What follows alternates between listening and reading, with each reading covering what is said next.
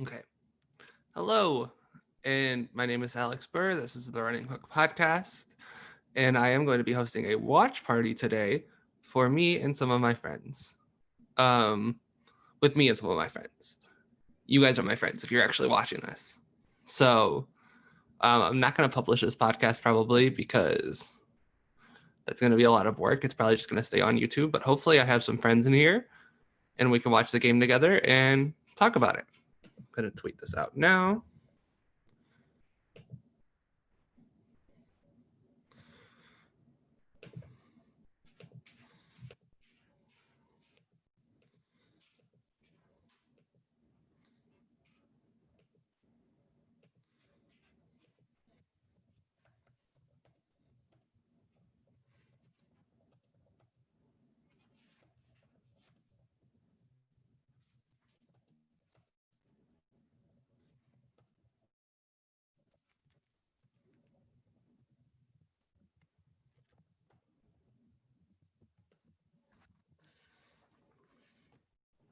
That is my cat. Apologies if you hear her slash I have to put her down a lot.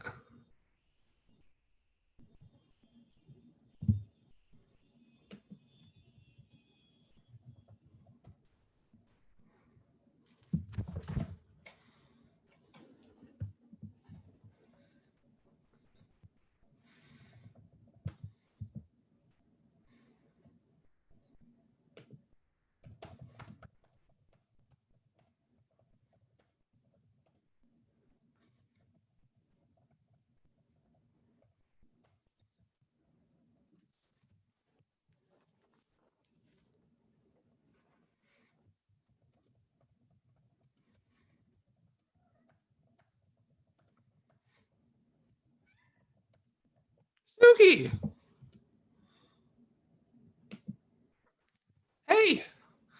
Sorry, that's my cat. This is my cat.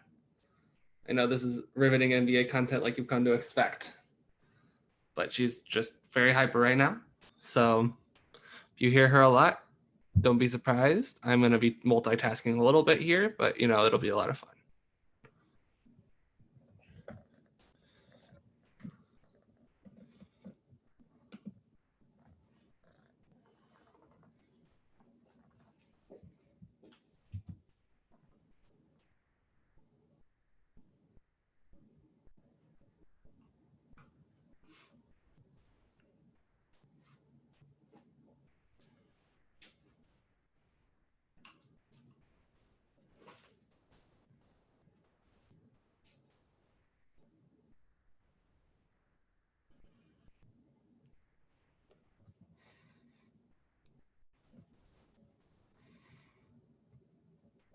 And just waiting for the game to start.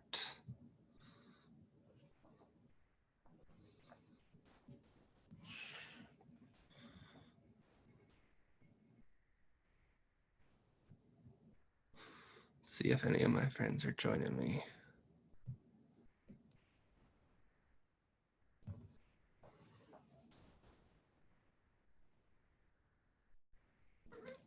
Hey.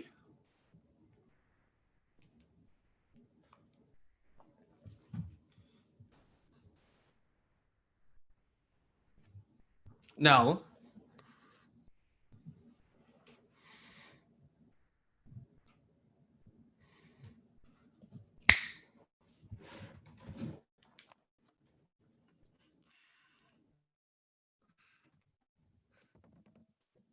What's up, Drew?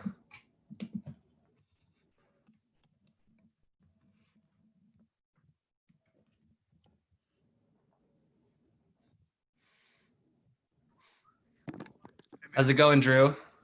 I can't complain. I'm excited for this game. I love Damian Lillard. Yeah, this is shaping up to be an exciting game. You are live, just to let you know.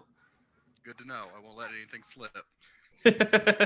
We are live. You're the first person in this chat room. You know, um, I'm sure you saw that Dame was the bubble MVP. How did that make you feel? That was it was good to see him get some recognition because I mean, up in Portland, uh, It's a smaller market, and he wins a lot of games, and he makes a bunch of big shots, but he just doesn't seem to get the recognition he deserved. So it was just good to see that. And then I caught a little bit of his interview on ABC, and he's I like his mindset. I like everything about him. Yeah, this is gonna be. I just can't wait to watch this game. 7 minutes till tip off. At least that's what they're telling us. Yeah, is that who knows when the actual time is anymore? I'm I just mean, they don't have as much distractions in the bubble, I guess, with no fans and stuff, no pregame activities. if I'm leveling with you here, Drew. I'm Mm. hoping this game doesn't last 3 hours. I do not want to be zooming for 3 hours. I'm not gonna lie to you. I said I was gonna do this. The poll results came back overwhelmingly. 12-1. But since it's just the two of us and it's a safe space, I feel like I can be level with you here. I feel like if I told Caleb that, he'd have a conniption. Yeah. I mean, it's a safe space here. It's a safe space here. I mean, do you give the Grizzlies any chance in this game?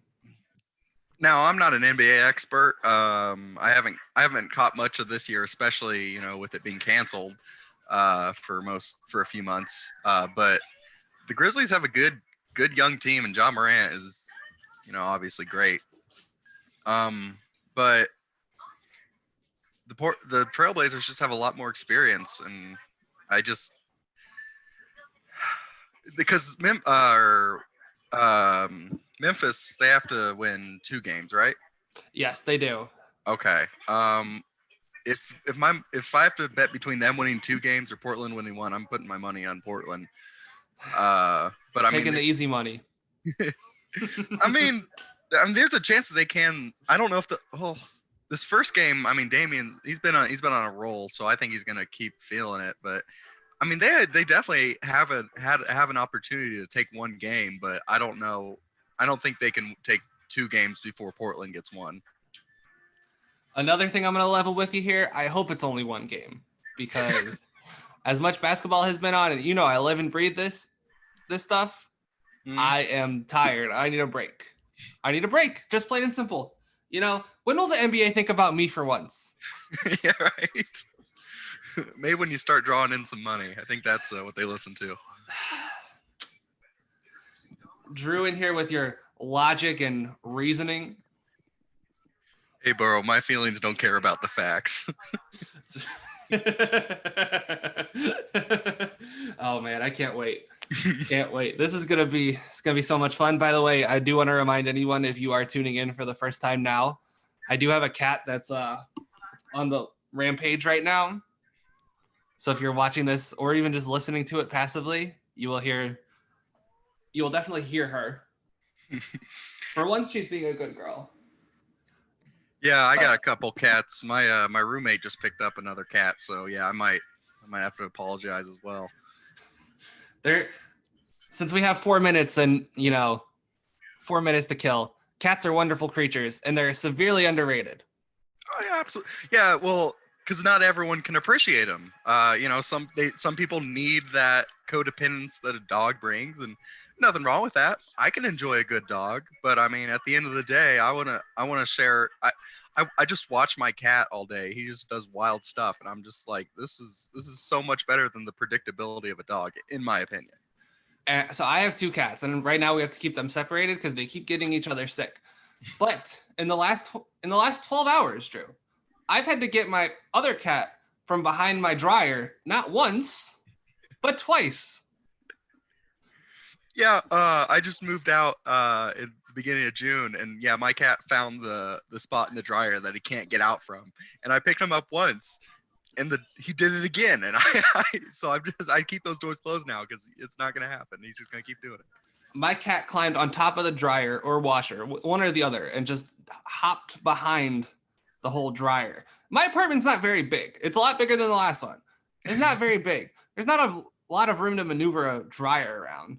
So, I put aluminum foil on top of the dryer. We'll see if that deters it. Is it like in a separate room? Ours is just in like a little closet. Ours is in a hallway. Yeah, yeah. Oh, okay. So, it's already pretty tight with the washer and dryer as is. Mm-hmm. Having to move the dryer back, I can't even get it out all the way. And my arms, you know, even though I'm a tall individual, I'm not that tall. Mm-hmm. I'm not like, exceeding levels. I'm not like bull. I'm not, I don't have that kind of wingspan. So getting the cat out from behind the dryer, I'm not gonna lie, it was one of the best workouts I've had in months. Yeah, you really don't exercise those muscles very often, huh? No, it's not like I mean, I'm not like the best at exercising, but I'll exercise sometimes. No, I just mean like being in that weird position, like you're using Like a you're whole like, set of muscles that like you've either hardly used or you've never used for that intention before, and there's no way to prepare for that. texting Caleb right now, host of Linsanity podcast. If you're a fan of this, let's see. And we should have a lot of people coming in. I hope Will comes in. I'm not gonna lie, I haven't seen or heard from that dude in a while. Yeah, he's a fun guy. Is he's out in Rushville, right? Still in the middle of nowhere. I hope he's somewhere shirtless in Rushville. Yeah, I mean, God. if I were a betting man. Let's see. Should have the ESPN link now. The hell, man. Watch. It's 2:30. I have been sold a false bill of goods. Oh, there we go. Memphis Grizzlies. There we go. So I don't know if you're watching this on TV or streaming, but I might be a little behind you if you're watching it on TV. Yeah, I'm on TV. I mean, you can't hear this TV in the background, can you? I can hear it a little bit, but Okay. it's not anything terrible where I want to kick you off the Zoom or anything. So Yeah. So just wanted to make sure, because you might be a little ahead of me, because usually that's what I found when people are when I'm streaming and people are watching it on TV. So just thought I'd ask. Why do you choose to stream it instead watching it over air? Because I don't have the money for cable. Now, well, I mean, it's on ABC. Oh, okay. I also don't I just stream everything now. Yeah, that's fair. It's at your fingertips. And the immediacy of the online or of the over the air is nicer. Mm-hmm. And I'm thinking about getting a pair of like the, rabbit ears. Yeah.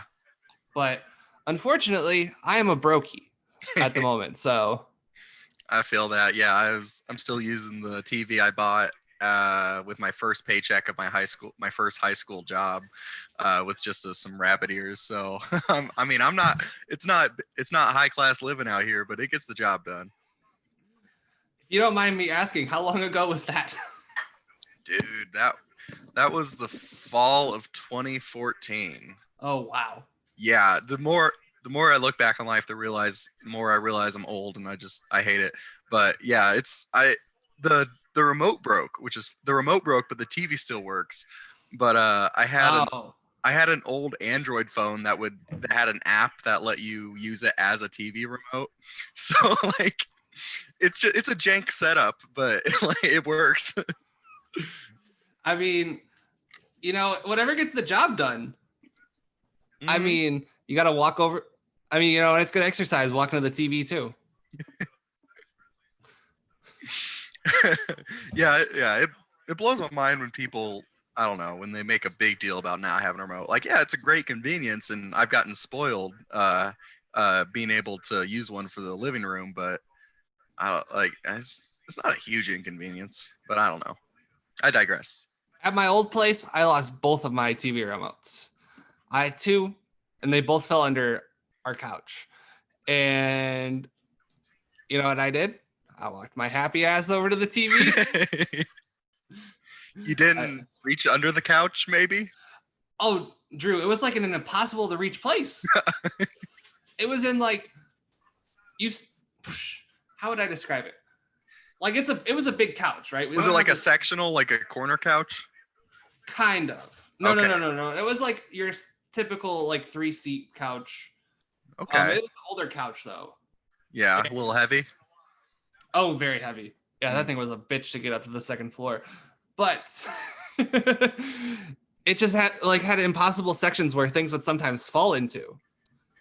And like the sections would be like, you wouldn't think it would be there. And then when we moved and we picked up the couch and cleaned under the couch, I'm like, oh, there's another one of our remotes. Gosh. It was, real riveting stuff on this first live edition of the Running Hook podcast. It's a good thing that I'm versatile enough to talk about remotes. Remotes, cats, anything to fill the air. We can't have dead air. Oh God, no. No, that's why I can't. Caleb, there's no such thing as dead air. No such thing. So Yeah, right. I don't know how much of a betting man you are. Mm-hmm. I think the line was at like 7.5 in favor of the Blazers. Okay. Do you think the Blazers will go over or under that? I'm curious. To guess with, like you said, your limited NBA knowledge, but I'm still curious to hear your opinion. Yeah. I'd probably say under. If I had to throw out a number, I'd probably say the margin would be about 5 points.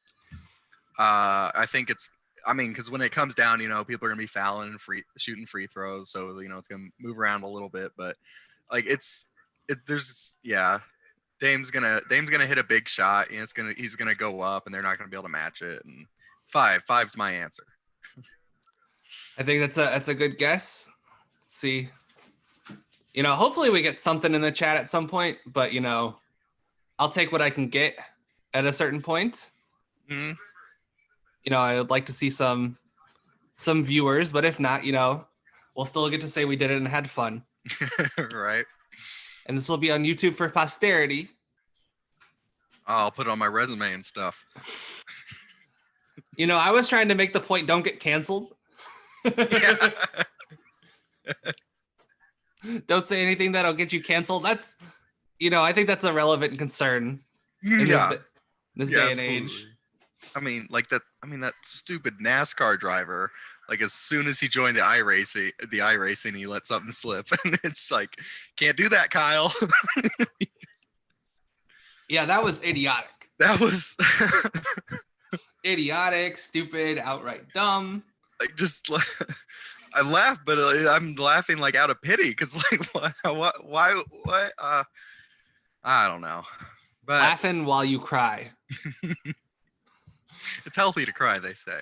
That's what they say, While the world is burning down around us. And I'm not even gonna get into all of it because I feel like we could do a pretty good current affairs right now. But yeah, I'm not trying to get into an unholy rage on what's ostensibly a basketball podcast. So we'll wait till next week. I digress, as they say. Cause, whew, buddy. I'ma just say, I applied for a job at the post office. Then everything started happening. I'm no longer your fault. It's you broke the budget, Alex. They one more person, they couldn't pay for it. I'm responsible for the end of democracy in this country. I'm just gonna go ahead and get out in front of that. If it wasn't for me, needless to say, I did not. I didn't hear back from them in time to take another job, but it's nice to know I had a hand in ending democracy as we know it. But I hate the 10 minutes after tip-off thing. Right. That's something that's topical. Okay. Is that a thing they do? Yeah, like the cover for the national anthem and stuff. So are they still doing the anthem? Yeah. Well, okay, so with me, in at least in the NFL, they didn't start playing the anthem before games and airing it until like 08, 09 to generate patriotism and people joining the military. So, I mean, granted, the NBA is a different league, but I mean, if no one's watching, why are we still doing the anthem? I don't know. Who are we doing it for? for the 2% of old white conservatives that tune in to see a basketball game? Yeah, that's not necessarily the conservative crowd there for Yeah. NBA games. Mm. I don't know. And yeah, like I've had arguments with conservative family members that are like, oh, this is a tradition that's been going on for, years and years. I'm like the latest it started, like the earliest it started was like maybe the 70s. Like I like speaking of funny national anthems, you should go look up. I don't know if you've seen the Carl Lewis one. Yes. Oh, and what the guy on ESPN makes the great joke. He calls him Francis Scott off key. I've never heard that before. But that's great. Yeah, I can't. It was the really famous funny guy on ESPN around that time, and I feel so bad not being able to give him credit for the line, but it was a great joke. Hold on, let me look it up because this is important. Yeah, I didn't say that. I didn't. Disclaimer before you come. Francis Scott off key. Let's see who said it. Carl Lewis national anthem fail. It looks like his name is, I think, Charlie Steiner. There we go. Okay, yeah, that sounds familiar. And Francis Scott off key.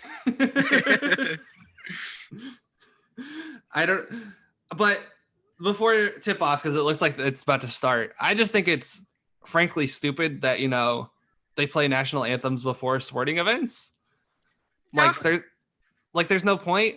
I mean, the only logical reason why at this point is just because of the massive amount of cash that the military's, poured into the sports. Yeah, right. Salute to service and all that. I mean, the military's poured a lot of money into a lot of things. So, I mean, they spend over $1 billion a day, the Department of Defense. So, like, it's it goes everywhere it can. Last political point. They spend $1 billion a day and they tell us we can't have healthcare. All right, the game's starting. Yes. Let's move off of this before we piss any prospective viewers off because let's see.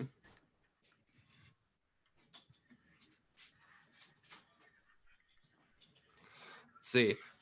Jonas Valanciunas. I wish I could grow a beard like that. So excited for this game. Yeah, I love the idea of a play-in game. They should really implement this next season too. Mm-hmm. Yeah, because the NFL just expanded their playoffs, but the NBA hasn't, right? It's still at 8. It's still at 16. So I said, yeah, they're talking about reseeding and like doing a 1 through 16 seeding, but I don't know if that's ever going to happen. Too much money at stake.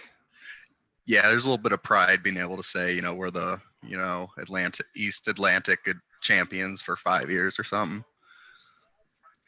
The Orlando Magic got to feel some pride somehow. You know how they could feel pride? By actually being a good basketball team. Oh, man. I love when, like, at the end of the year, like, really bad basketball teams like tweet like assist leader of the year, and it's like 3.7 assists per game. Go look that up if you're watching this or listening to this later. The Orlando Magic sent out one a couple years ago. I think it was Shelvin Mack. Yes. 7. It's like that's not worth bragging about. Just find something else. My goodness. The shitty teams gotta take pride in themselves somehow. Let's see. Let's move the Zoom box. There we go. I want to see the game, but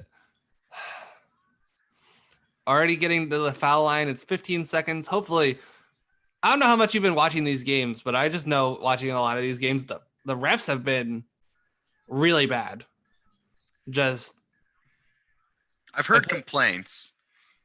I haven't watched too much because I really only watch NBA games that they air on ABC because that's just but yeah, I've heard a lot. I've been reading about a lot of complaints. Oh, there we go. I thought that was going in. Same. Oh wow, you're back a couple series from me. You're talking about Jaws floater that didn't go in? No, I was talking about the Dame pull-up. Oh, okay, yeah, okay. All right, well, sorry if I ruined the next series for you. All right. No, I just got to the floater. hmm Yeah, Okay, this is the problem with this is that we're on an uneven playing field. that's true. Yeah, I'll try not to exclaim too much. Let me do the exclaiming if you don't mind. I'll be like, hey, a good one's coming up. Get ready. Or just like raise your eyebrows or something so that way. Let's see. I'm not trying to steal your thunder. We all gotta react on our own time, We're only human. I wish more guys would just let their hair grow out like Mello has. hmm Like, Yeah. Go ahead. Oh, okay. I mean, I can appreciate a good head of hair, but as someone who's never had good hair, I can't really speak on it much. But I mean, yeah, let yourself go. Let nature retake the forest. I just, it's enjoyable watching these guys. Like I know a couple of members of the Kings are like from Eastern Europe, and they look like they're members. Like their haircuts are like early 2000 boy band now. So no, you cannot. Their internet's like 15 years behind or something. Something like it looks like their hair hasn't been cut since March. And I appreciate the guys that let their hair go like that, because Was it Harrison Barnes on the Kings that said, "I'm not shaving until we get back to 500" or something like that? Yeah, it was his. Oh my god, dude, that was so long. This year has felt like 17 years, but yeah. I looked at I was planning some today, and I like 2 weeks it's September, and I'm like, oh wow. Wasn't it just March? Yeah, dude, it's been such a long year, and so Morant is so nice. Mhm. He like the way he's athletic, he kind of just reminds me of a young Derrick Rose. Yeah, real natural. Real like smooth too with it. Yeah. Oh, they're blowing that whistle early, huh?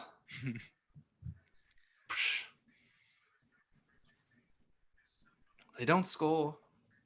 All right, listen, Kat, I'm watching you.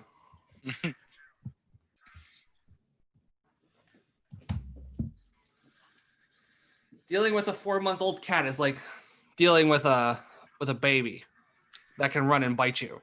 Yeah. Yeah, we just got a new cat, so we were trying to introduce them, and they weren't having it the first time. I wish my cats didn't get sick around each other, because That's weird. they just really. Well, we got her from the shelter. We got the new one from the shelter. So you think she might have brought something? Yeah, that's what we think. We've had to bring them. We've taken them to the vet like 3 times between the two of them. Mm-hmm. Hasn't been pretty, but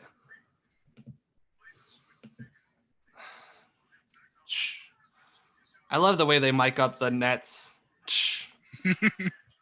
Yeah, I was gonna say, have they been piping in like a lot of noises? Because I remember like they were talking about like using 2K noises and stuff for reactions. They do, but then you'll like a lot of the national broadcasts, because there's a lot of cursing going on. Yeah. A lot of the national broadcasts will just use a dump button. And like for TNT games, it's been really bad because they're dumping in the middle of like the announcers talking. So they get the announcers, it just goes completely silent. Like the whole feed, not just the court. Yeah, you should be able to keep those on 2 different channels, you think? ESPN's doing a good job of it. But yeah, you would think TNT, with how long they've been in the game doing NBA broadcasts, I want to hear a feed though where they're allowed to curse like all hell. Openly, yeah. Express yourself, man. I think they're afraid they would people would be very offended though. Yeah. Oh yeah. Sorry. No, you're good. Go ahead. Nah, I wasn't. I didn't have a thought. I just wish, like, I think people would pay good money for that. Yeah, because I mean, the guy that comes to my mind when I think trash talk is Kevin Garnett, but he's not playing anymore. So, I mean, I loved hearing him talk to people. But that'd be good. I don't. Who are some of the bigger trash talkers? I feel like Jimmy Butler, but I can't really tell if he's serious, if he's real or not. JD will say he is, but Jimmy Butler, I think, is very real. He's got that small running back complex about him where, he had to work so hard to get here. Yeah. And forgive me, the problem with doing this live is that I can't edit out the cat. Right. Well, that's give the people what they want. I come here for the cats. Here she is. Listen, hey, you gotta calm down. You gotta calm down. When you watch things on NBA League Pass, does that like take you to like the channel for that local team, or is it like an entire online broadcast done by NBA? So I do it's the local broadcast for the team. So like I usually watch the games on mute, so it doesn't matter which one I watch typically. Okay. But like if I do want to listen to a broadcast, I know Toronto's are very good. I know Houston's is the worst by far in the league. Houston and San Antonio. Like you want to talk about just like pure unadulterated homer. Like those San Antonio and Houston guys are just God. They're unbearable to listen to because they'll like Houston will like commit like the most flagrant of offensive fouls, right? Like Harden will just barrel into a guy's chest. And they'll look at the replay and they'll be like, I don't know, guys. I think he was moving. He wasn't going straight up, guys. He was. And it's like that every single time I watch, and it's so annoying. I was just like, at a certain point, I just was like, nope. My God.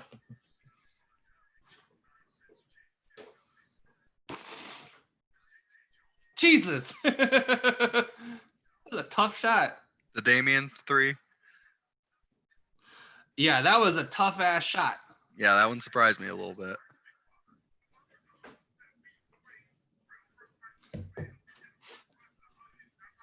I just hope they stop calling fouls because the thing I said in confidence. Yeah. If they keep calling fouls, it will be longer than 3 hours. How do you feel after the first 5 or so minutes of play? How do you feel about the two teams? It's pretty competitive. I saw Jaw take a few shots that didn't go in. I saw Damian take a few shots that didn't go in. It looks pretty even right now. But Portland, I mean, I think they're gonna pull away later on. I like the third quarter of basketball. I feel is usually not the deciding quarter, but it gives you a pretty good idea of where things are gonna go. Third quarter is underrated quarter. Agreed. The Pacers used to be real good, a real good third quarter team when I went and saw them, but I haven't gone in a couple of years.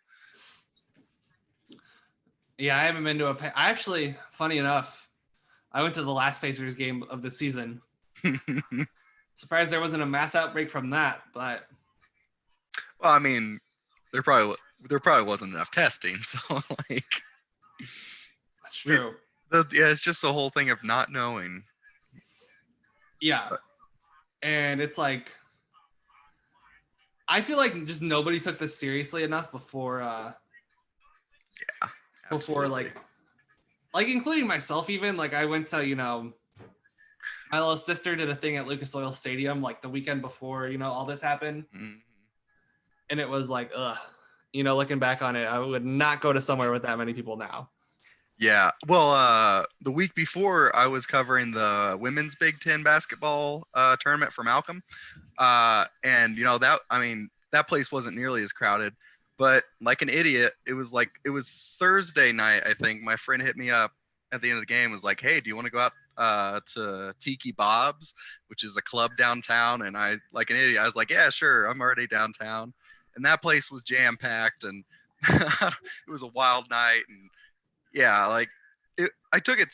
That was a dumb move, but that was probably the only dumb move I made, and that was a week before the world shut down. So who knows? Right. Nobody knows anything. You know, it's this pandemic is just very scary. It's, you know, we all do things. I think every person who has a conscience about this stuff did stuff before the shutdown that like makes them cringe when they think about it now. Going to a Pacers game when you know that the possibility of a pandemic is brewing, probably not smart. You know, going to No, yeah, I mean, it was like, yeah, I went to. It was one of those clubs that was like packed wall to wall. Like you had to swim through people to get places, and that was not probably not going to go back to a place like that for at least until 2022. Like, yeah, it's going to be a while. I don't think anyone is. I think it's safe to say that no one is. Well, I can't say no one. Yeah, there are some dumb people out there. It's like the people who like demanded that restaurants open back up just so they didn't have to cook and clean. You know, it's Right. You got to put other people's health in front of your own wants. You got to think about those of us who can't cook, though, Drew. I mean, have some consideration for us, man. No, You start everything with onions and garlic. That's even breakfast. You know, oh, that was so close of a lob too. Listen, you know, some of us weren't born with that culinary gift. Some of us, you know, are terrible at cooking chicken.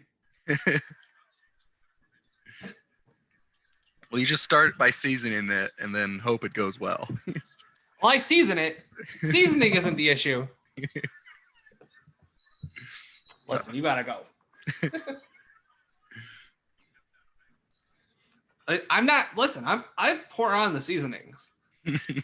The top of it tastes good. It's the inside of it where it gets a little dicey. You gotta marinate chicken, especially. You gotta marinate it. It's been years now, but I made a bourbon chicken recipe that said like marinate for 8 hours, and I left it for like 48 hours, and it was the best chicken I'd ever had. But that does sound very good. I'm very hungry, so that's fair. I will try to keep the food talk to a minimum. All I've had today was a sandwich, so I go with turkey, just in case you were wondering. Oh, good. That was my next question. Turkey's the only good lunch meat.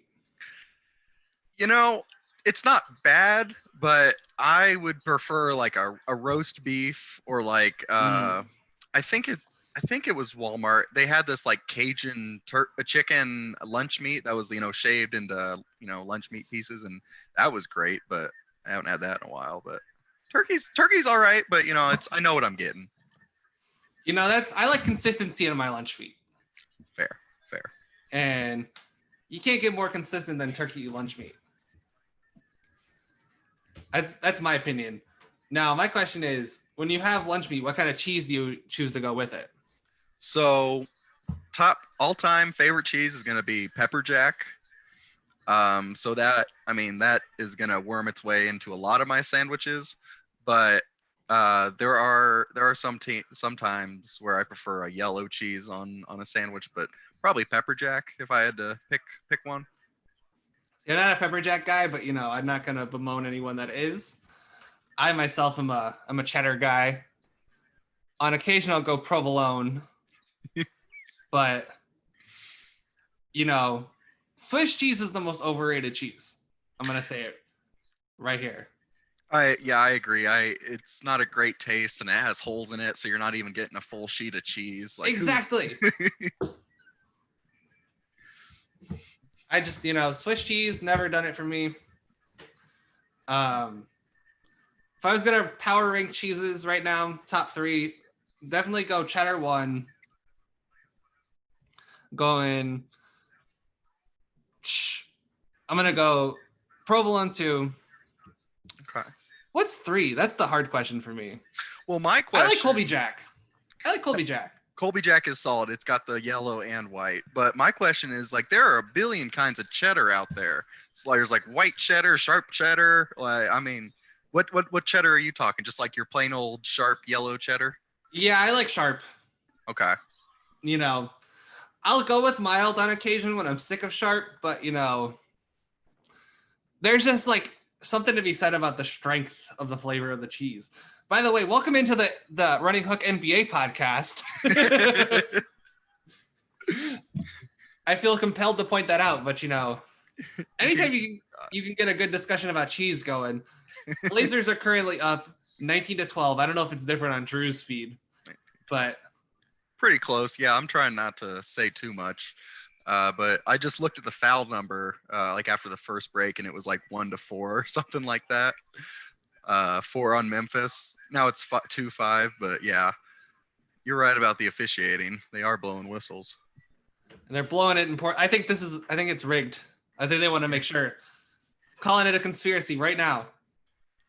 Fun and loose and accusing the NBA of criminal conspiracy on the Running Hook Podcast Network. Heard it here first. Right. I mean, if the NBA was rigging it, you think they'd want Portland instead of Memphis? Because Portland has a better chance to knock the Lakers out, I think. Oh, you're saying I see what you're saying. It's interesting. They got to protect the Golden Boy. I mean, so okay, here's the thing though. The Blazers have absolutely no one who can guard LeBron. I don't even think they could guard Anthony. I mean, who does? But in particular, Portland doesn't have anyone who you'd be like, okay, they're fine, I guess. Yeah. Like the Pacers will say, like, not even the Pacers, like, who's like a middle of the road team? Like the Utah Jazz could pick someone to throw on LeBron. Now, would he do a great job on him? No, but he could reasonably guard him. I don't think I can trust Carmelo Anthony in the year of our Lord 2020. I don't know if I trusted him, 10 years ago, but my point exactly. How tall is the guy who just came back? Nurkic? Nurkic is about 7 foot. Okay, he's a little too tall and big to guard. Yes, LeBron. He's a little tall and a little not fast enough, not agile. Oh, he's agile, but he's like agile in the center way though. Like if you asked him to like guard LeBron James, he'd eat him for lunch. Especially, Nurkic came back, from a really bad injury, and since then he's been fouling like crazy. He's fouled out of like half the games in Orlando. Not a good look. I'm glad to see Carmelo having a little bit of a rebound with Portland though, because I mean, when he was out for a while, he was one of the guys where I was like, I want him to get a chance, but I don't want him to get a chance on my team. But he found a nice place in Portland. Yeah, I love it. He's posting up every once in a while. He's playing like he did in the Olympics, which I think is what everyone loves. Everyone's like, if he only played like he did in the Olympics, and now he's playing like he did in the Olympics. The problem is it's not 2012 anymore. And what kind of competition do NBA players have in the Olympics? Honestly, I mean, there are a few countries out there like Australia, France, Canada. They've got a few NBA players that join on the Olympics, but I mean, like every year it's more or less a cakewalk, and it should be, except for that one. What year did they lose? They lost to JJ Barea and Carlos Arroyo in 2004. Yeah. So, and I mean, the one year where Spain had Pau in his prime, or they had Pau and Marc Gasol in their prime 1 year, and I think they had Serge Ibaka. He was he from Spain? I thought he had I don't know. I remember reading about him, and he was from somewhere in Africa that had a lot of civil war, and then he went somewhere else, but I couldn't remember. So Serge is from, I think, the Congo. Sounds right. But a lot of these international teams, they'll allow you to take like one guy who's a naturalized citizens. And I think Serge Ibaka he became a naturalized citizen of the of Spain. Let's see. Yes, although born in the Republic of the Congo, he plays for the Spain national team in international competition. Okay. So For some reason, I was thinking France as the European country, but France isn't bad either. France, has Tony Parker yeah. and baguettes.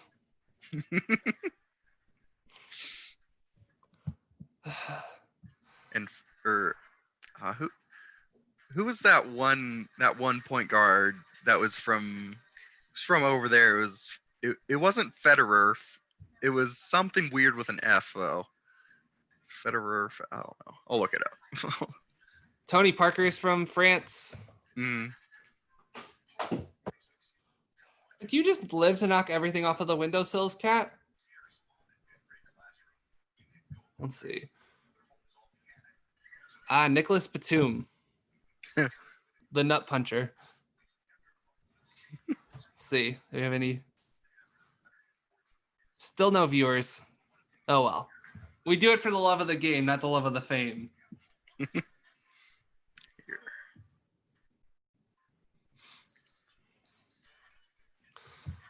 Portland's kicking their ass early. If it's big enough of a blowout by the end of the third quarter, your boy might save some time. Right, we might beat traffic. Go home. A lot of traffic. In my apartment. I gotta maneuver. Only traffic I gotta deal with is I live with my girlfriend. For those that don't know, she's not home, and I gotta deal with keeping the two cats separated, which is a challenge in and of itself. While you're doing this.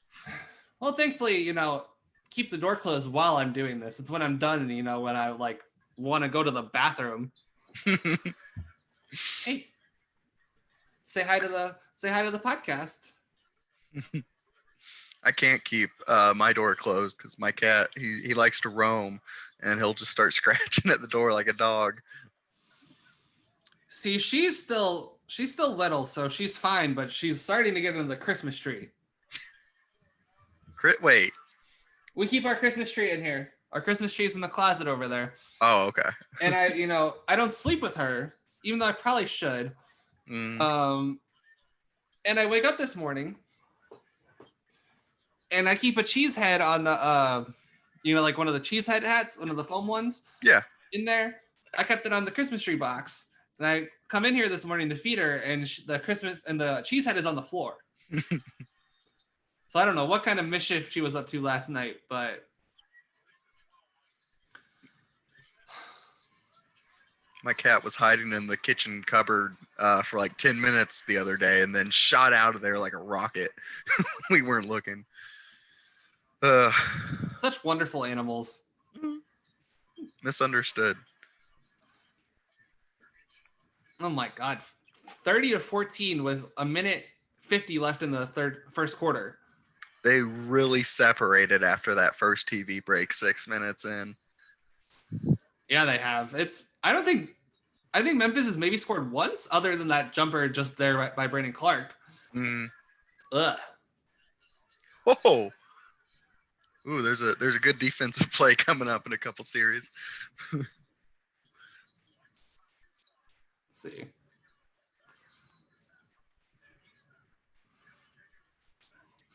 Grayson Allen, the serial tripper, is in this game. Been playing good in Orlando. Okay. Well. One thing I don't like, I don't know if you're noticing this on your TV, but they're like projecting the Moda stuff onto the court. Mm-hmm. And like they're projecting like, the all the Trailblazer stuff, like all the logos and stuff. I don't know if you notice this when they like run by the logos, like when the Memphis players do, it like kind of cuts through. You can see the projection over the player. Yes. Yeah, I know. I saw with the MLB's virtual fans, a guy walked in front of the box where they sit, and like he got cut out in favor for the fans.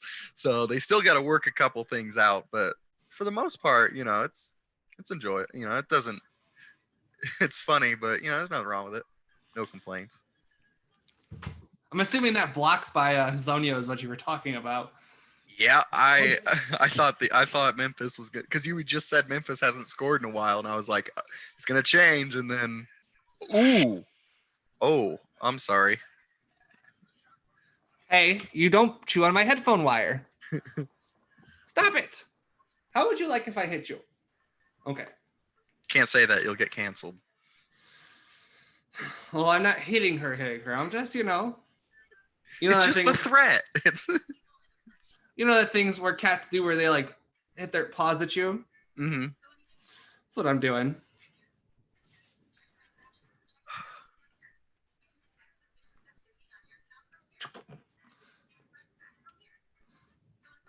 I mean, 14 free throw attempts in the first quarter is wild. Yeah, and they were 10 for 10 at one point. I don't know how the last 4 turned out. 3 of 4 in the last 4. Okay. Yeah, I see that. Ugh. Looks like the Grizzlies just aren't ready to play today. Oh, Yeah.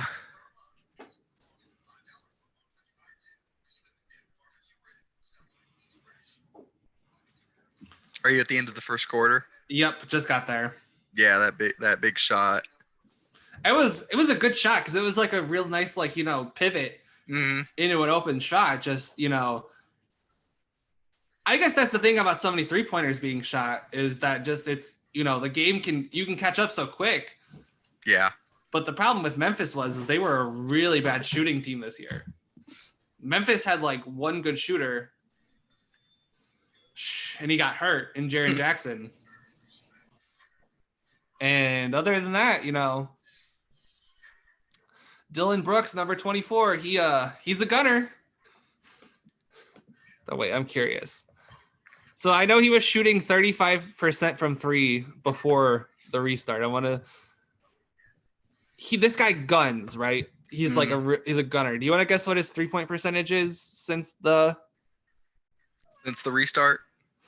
Yeah, let me find it real quick. So 8:13 through 7:31. Yeah, do you want to guess? I'm gonna say it is at 28%. That is a great guess, Drew. That is a phenomenal guess. It is at 28.3 on 6 attempts a game. Here's some advice. Stop shooting it. Oh, look who's here. Unmute yourself, you coward.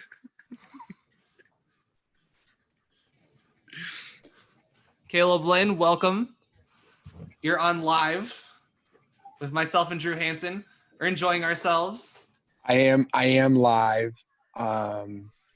This is basically playoff basketball at the end of the day. I said I'll take a break in the quarter. I told Alex I'll come in the first quarter and give you guys some energy after the first quarter. So here I am bringing in some I'm bringing in some Linsanity energy at the end of the first quarter. Alex Burr, come on now. Drew, I would say we have some pretty good energy right now. Yeah, we got pretty good dynamic. We're talking cats. We're talking TV remotes. We're little going basketball. We're going through all of it. Okay. All right. Okay. All I'm saying is, just have to. You always need some Linsanity in your life, baby. Come on, Drew. Come on. You always need it. Yeah, I miss it. There you go. Yeah. Come on. I really wish the White Sox were winning right now, but there's always the other game. There is always another game for you, Alex. You always got to turn the channel every time you see the White Sox play. I don't even want to see them. You don't even want to see them suck as bad as you do. It's lovely. First game for the Cards, all they do is just smack it to the White Sox, smack it to your ace, Lucas Giolito. Just smack it to him. Smack it to him. Smack it to him, Alex. Listen, I have nothing to add about the White Sox. I'm just here so I don't get fined.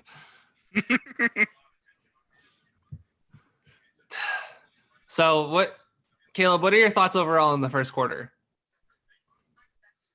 So here's the thing. I have really tried to dive in on Nurkic in the first quarter. I was so curious to see how he would play in a game like this when, an hour before tip, sadly his grandma passes away.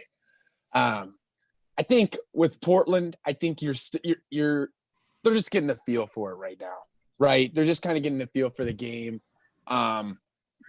I think you should be kind of pleased if you're Memphis, because I don't really think that Memphis should only be down 10. I think Memphis should be down like 20 when you really think about it. Portland just seems like they're just ready for the moment. It feels like they've just decided and really they just have a better idea of what it takes. And, I understand some of that is, you got a young core of players versus a veteran group. But I mean, in a game like this, I shouldn't see you be nervous. And I feel like Memphis, I'm seeing players nervous. I'm not seeing Memphis play this game just like a normal game. And at the end of the day, that's the way you got to take it if you're Memphis. Don't try to exaggerate the moment, but rather do what you got to do. Because at the end of the day, you don't have your second best option. So it'll be tricky. It'll be interesting to see kind of how this plays out here in the second quarter. Yeah, it's been a interesting game. A lot of fouls called Portland's way. Certainly. I hope, I'm not going to lie, I told Drew this, I hope this game kind of is settled by the third quarter so I can move on with my life. But the thing I will say, though, about a team like Memphis is, I mean, first off, we can sit here all day and say, oh, Portland's got this unbelievable core. Their starting five's the best out of any team that could have made the 8th seed in the bubble. But, what Memphis has been doing, they're grinding it out without their second best player. For all of the people that are just watching NBA, not keeping their eyes on Memphis, they're obviously seeing, Alex, the impact of Triple J and just how big of a player Triple J is in terms of how they're going to go about their future, how they're going to go about their current construction right now. I think this has been a game that, for Memphis's sake and really the entire bubble, they're fighting as much as they can given the obstacles that have been dealt with them pretty much. Sorry to cut off your point there, but all I'm going to say is that pass by Kyle Anderson was crazy. Slow-mo, baby. That pass Kyle was Anderson. Just like, yeah, loved it. Yeah, you gotta love Kyle Anderson, man. I love Kyle Anderson. How'd you like that pass, Drew? I think I missed it. We're on different streams. That's right. Yes, I am. Caleb, you might be ahead of me. Are you watching on air? Yes, on cable. Yeah. Same. Yeah, I'm watching on my laptop, so you guys are definitely ahead of me. But okay, I'll try and catch. Drew and I established this. We'll try and catch up. He's behind by about 3 or 4 series, so I just let out like an excited sound when something good happens, and then I wait for him to catch up, and we kind of. I got you. In all seriousness, though, I kind of want to ask you guys this question: when you see a team like Portland, who is pretty much, it doesn't seem like they're all the way clicked yet. Do you think second half it's about to be a party for the Blazers offensively? Well, I just caught like the first minute and a half of the second quarter, and Memphis went on a little run. Portland called a timeout. I think I expected there to be a bigger lead differential, and later in the game, I thought Portland would move away, but there was a pretty big differential in the first quarter, so I'm not really sure. Yeah, it's a cliche, but basketball's a game of runs. It's a cliche for a reason because it's true. Yeah, it is true. So, could I see Portland kicking their ass? Yes. Could I see Memphis winning this game? Yes. I just don't see a whole lot of in between. But I think if it's a close game, Portland ends up winning because of they have Dame time. Yeah. It's weird because basketball is that one sport where it's like having the best player means you'll win about 80% of the time. Right. Like, especially in like close playoff settings like this. When it matters most, the team with the best player usually wins. Listen. Couldn't agree more.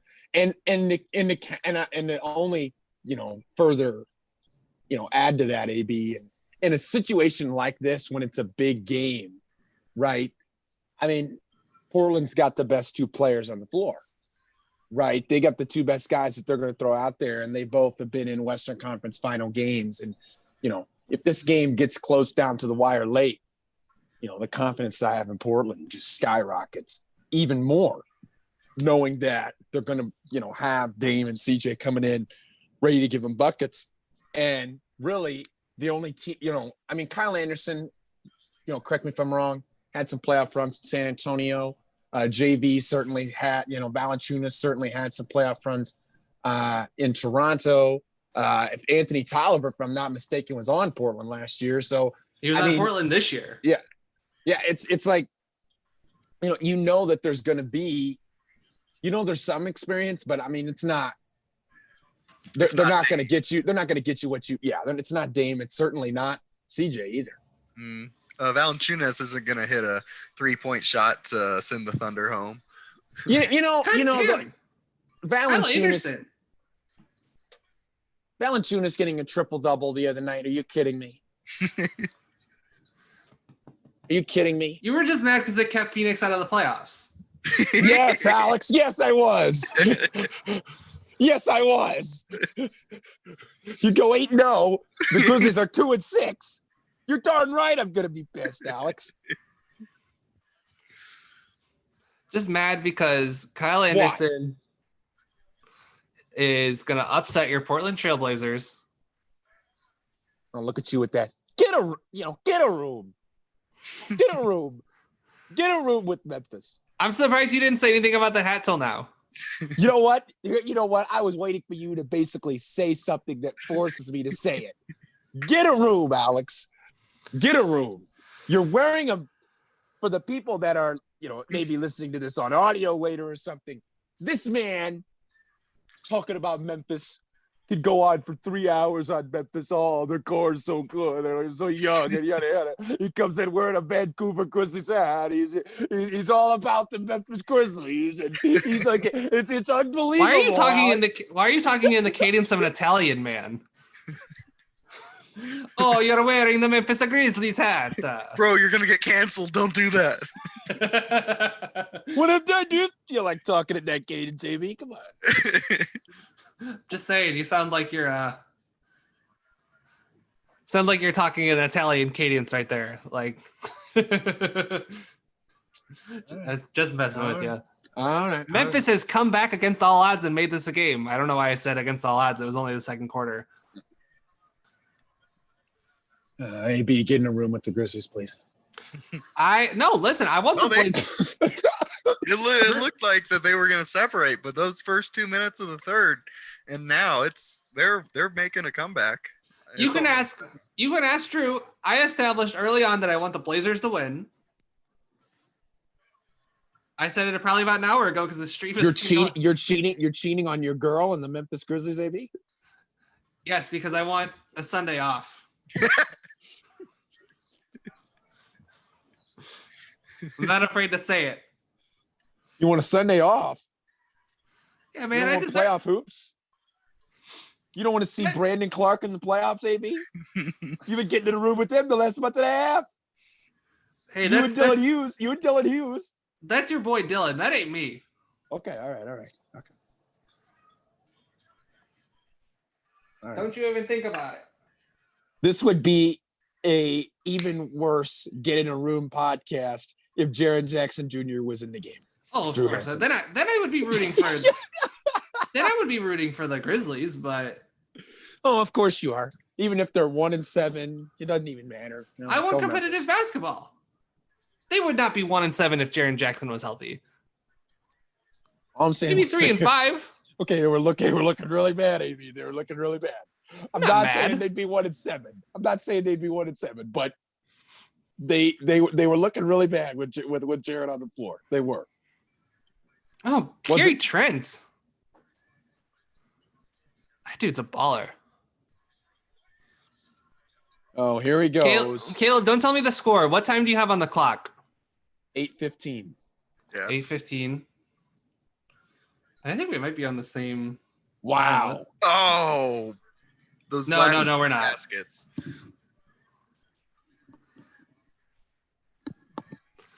Man, Kyle Anderson. This is the Kyle Anderson game, bro. Get a room. No. I'm saying the Kyle Anderson is giving the Grizzlies a fighting chance because they don't have anyone to guard him. That was a killer 3. Right? Which one? There were 3 of them. The first one by Dame. Oh, okay. Come on.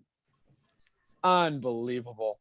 How are we seeing Dylan Brooks pop the 3 unconsciously right now? Come on, man. Come on. Oh my God. I love Dame time. Yeah. How can you not love Damian Lillard?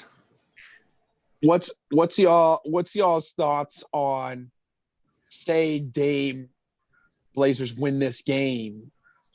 What do you think that he is capable of against the Lakers team that has certainly struggled against defending guards in the bubble just in this second half? They're the 8th seed to upset the Lakers if there was going to be one, in my opinion. I don't think the Lakers can. I mean, the Blazers might not be able to guard LeBron very well, but I don't think the Lakers can just score as much as Portland is capable of. You think that too, AB? I just think that Dame can probably play out of his mind, and it probably wouldn't matter just because LeBron's so much better than him still. But it's definitely the most entertaining possibility, right? Because they made the conference finals last year. Yeah. But it is a different team. What do you think they would take him to in a series, Alex? I would say 5 or 6 games. Do you agree with that, Jew? I don't think it's unreasonable. That sounds right. Drew, be a renegade and pick the Blazers to upset the Lakers. I'd love to see it. We need Devin Voss, the small market king, to do it. That's what we really need, AB. Let's get the people small market king in the building. He's probably going nuts for the Blazers. You just know it. Well, these are the 2 smallest markets. Yeah, that's right. Yeah, he's heartbroken right now. He's torn. Yeah. We'll have to see. We'll have to see if he pops in later. But the small market king definitely has got to be hoping, I think, that the Blazers can keep his small markets alive. I asked Drew this. Can you guess what Dylan Brooks shot in the seeding games from 3, Caleb? I unfortunately heard it when you said it. I came in as soon as you said it, so I don't want to. I would be cheating if I tried to guess this accurately. Maybe. Do you remember what it was? It's been a couple minutes. It has. It's 28.3%. I tried. No, but to be honest, I want to dive into that. I mean, I know you were trying to just make a point, but with the problem with, Dylan Brooks at this point for Memphis, you could probably sit here and argue that based off the, who they got playing right now, he's their second best scorer type of offensive creator, shot creator. To me, that is a really big problem to have when you have a guy like Dylan Brooks who just thinks he's better than what he is. And at the end of the day, Dylan Brooks is a really cute offensive player with, average or below average defense right now. He's going to need to take his game to another level. He's going to need to take his game up. Yeah, for me, he's in the Jamal Murray school of he looks like he's trying really hard on defense, so people think he's good at defense. And, if you're trying, that's, admittedly half the battle. But if people are constantly blowing by you while you're pressuring them, 30 feet from the 3-point line, then he's got to shoot. He's got to shoot the ball 20 times, I guess. He's got to make sure he saves his energy for those 20 shots because they actually need him to shoot 20 times a game. Alex, come on. You and I both know. Dylan Brooks doesn't need to shoot 20 plus times a game. The small market king has weighed in. Devin Voss, to quote him, "Oh, that was a good block by Clark." So you guys are like, "Oh, we saw this before you," but I could feel it. Caleb, are you peer pressuring my man Devin Voss? Nothing wrong with a little peer pressure. No! How dare you accuse me of such ridicule, Alex? How dare you? How dare you? Just because I told you to get a room with the Grizzlies because you're wearing a Vancouver hat and you're talking about Dylan Brooks' 3-point percentage? Okay, come on. No, do not call me out. This is me wanting the small market king in business. The people need to get what they want. When it's a small market team, he needs to be in this podcast, Alex. Your boy Wenyan Gabriel's making an appearance. Screw off. When you screw off. Wenyan Gabriel had very. Don't even. Do you want me to get a tangent on your podcast right now with Wenyan Gabriel? Do you want me to? No, please. Okay. Wow, though. Wow. Mhm. I like what I'm seeing there. If Yusuf Nurkic can come in and look smooth on a 3-point jump shot, changes the dynamic of how you guard those pick and rolls if you're a team like the Lakers potentially in the first round. That's how I know you guys are ahead of me, because he has not hit a 3-pointer yet. But seriously, though, they dove on him. They Gorgie Dieng, to give him his credit, didn't believe he could shoot it. He backed off. Yusuf Nurkic was trying to hand the ball off to McCollum in the middle of the key. But, when you got a guy like, when you can step up there and knock down that top of the key 3-point jump shot and look good doing it, that's going to change the way that teams defend Portland. And that's a good thing because those guards are on so much pressure to shoot from the outside because they don't have a big guy that can really shoot from the outside. Collins can shoot. Not to where you want him, Alex. Come on now. No, but I mean, for Collins crying out loud, the other night he had a wide open 15-footer on the elbow and he missed it. He has that all the time, Alex. I mean, come on. Zach Collins can shoot. Give me him. Come on. Alex. Safe to say we were just vibing before Caleb got in here, and now it's very contentious. Alex.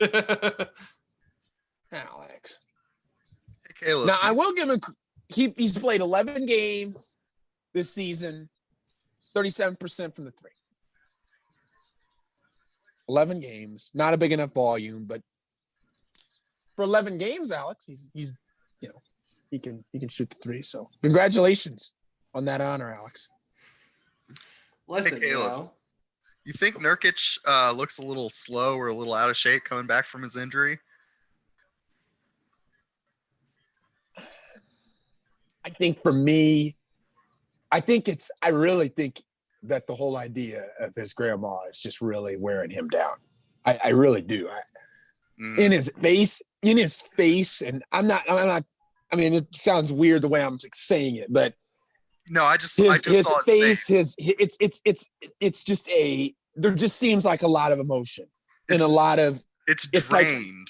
5 seconds. Yeah. Like, you could see him go cry in 1 second. It's Or like, anything. it feels like he's barely hanging. Yeah. It feels like he's barely hanging on to that pain. And that's hard to go through. That's hard to go through. In his case, like I mean, that's hard. That's hard to do. But to be honest with you, he is in this really, if in their last, in their 8 games in the bubble, I believe Nurkic has looked absolutely great for the Blazers in terms of shape and running down the floor and giving you really good minutes. Because, here's the thing. I know that Alex Berg gets a room with Hassan Whiteside every day. So, he's going to want to see Hassan Whiteside play that 25. Bold-faced lie. You will be hearing from my lawyers, sir. Slander. Slander, libel. murder of No. assassination, In all assassination. and You're he's- getting a he's book not- thrown at you, sir. Okay, These wow, liberals wow, are trying to assassinate wow, my character, Charlie. Wow. This is wow. just me becoming another victim of the liberal media's cancel culture. Okay, Alex. Here's Alex. I know you're not a Hassan Whiteside guy, but in all seriousness, they're starting to decrease Whiteside's minutes. Whiteside And only that's for played, I the believe. best. I mean, he's still doing well in minimal minutes. Alex, 15 minutes. I think he averaged. I think he had 15 and 9 the other night. I mean, that's not totally hate here, Alex. Come on, that's not totally hate on Whiteside. I can hate on, this is my podcast. I can hate on Whiteside if I want to. But I will what's grant he hasn't sucked. But hasn't sucked, No. isn't living up to the level of, Nurkic or Collins. See, I think I got a lot of question marks with Zach Collins right now. I really do. Feels like he's had issues staying on the court, foul trouble in a couple games. Oh yeah, that dude His range- hacks. That the dude hacks range- more than a chainsaw murderer.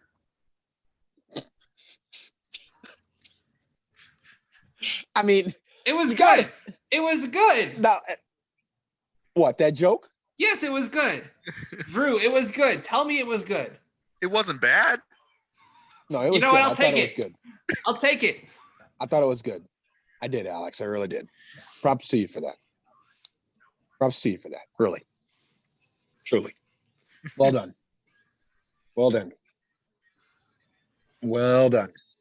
Let's see. I think this is a moment right here. This is when if Ja was like 3 or 4 years in the league, Drew, this is when I really want to see Ja Morant kind of take this step in terms of just going after it to close the half.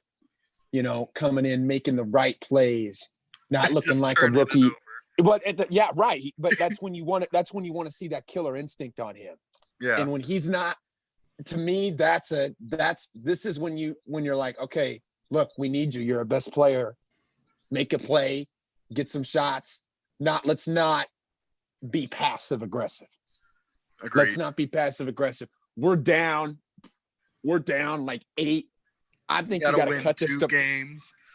I mean, you got to give me more right here to end the half. I mean, I should not be seeing Dylan Brooks come in making shots right here to close the half. I'm sorry.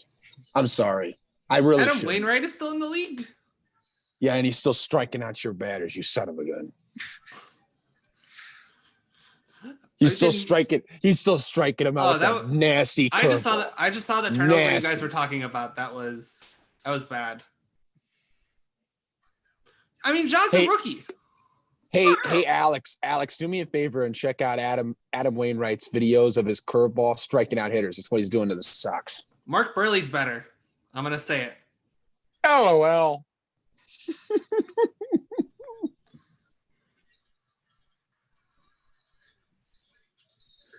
Okay, Alex. Okay. Mark Burley better than Adam Wainwright. Okay, all right. Time to take the chill pill.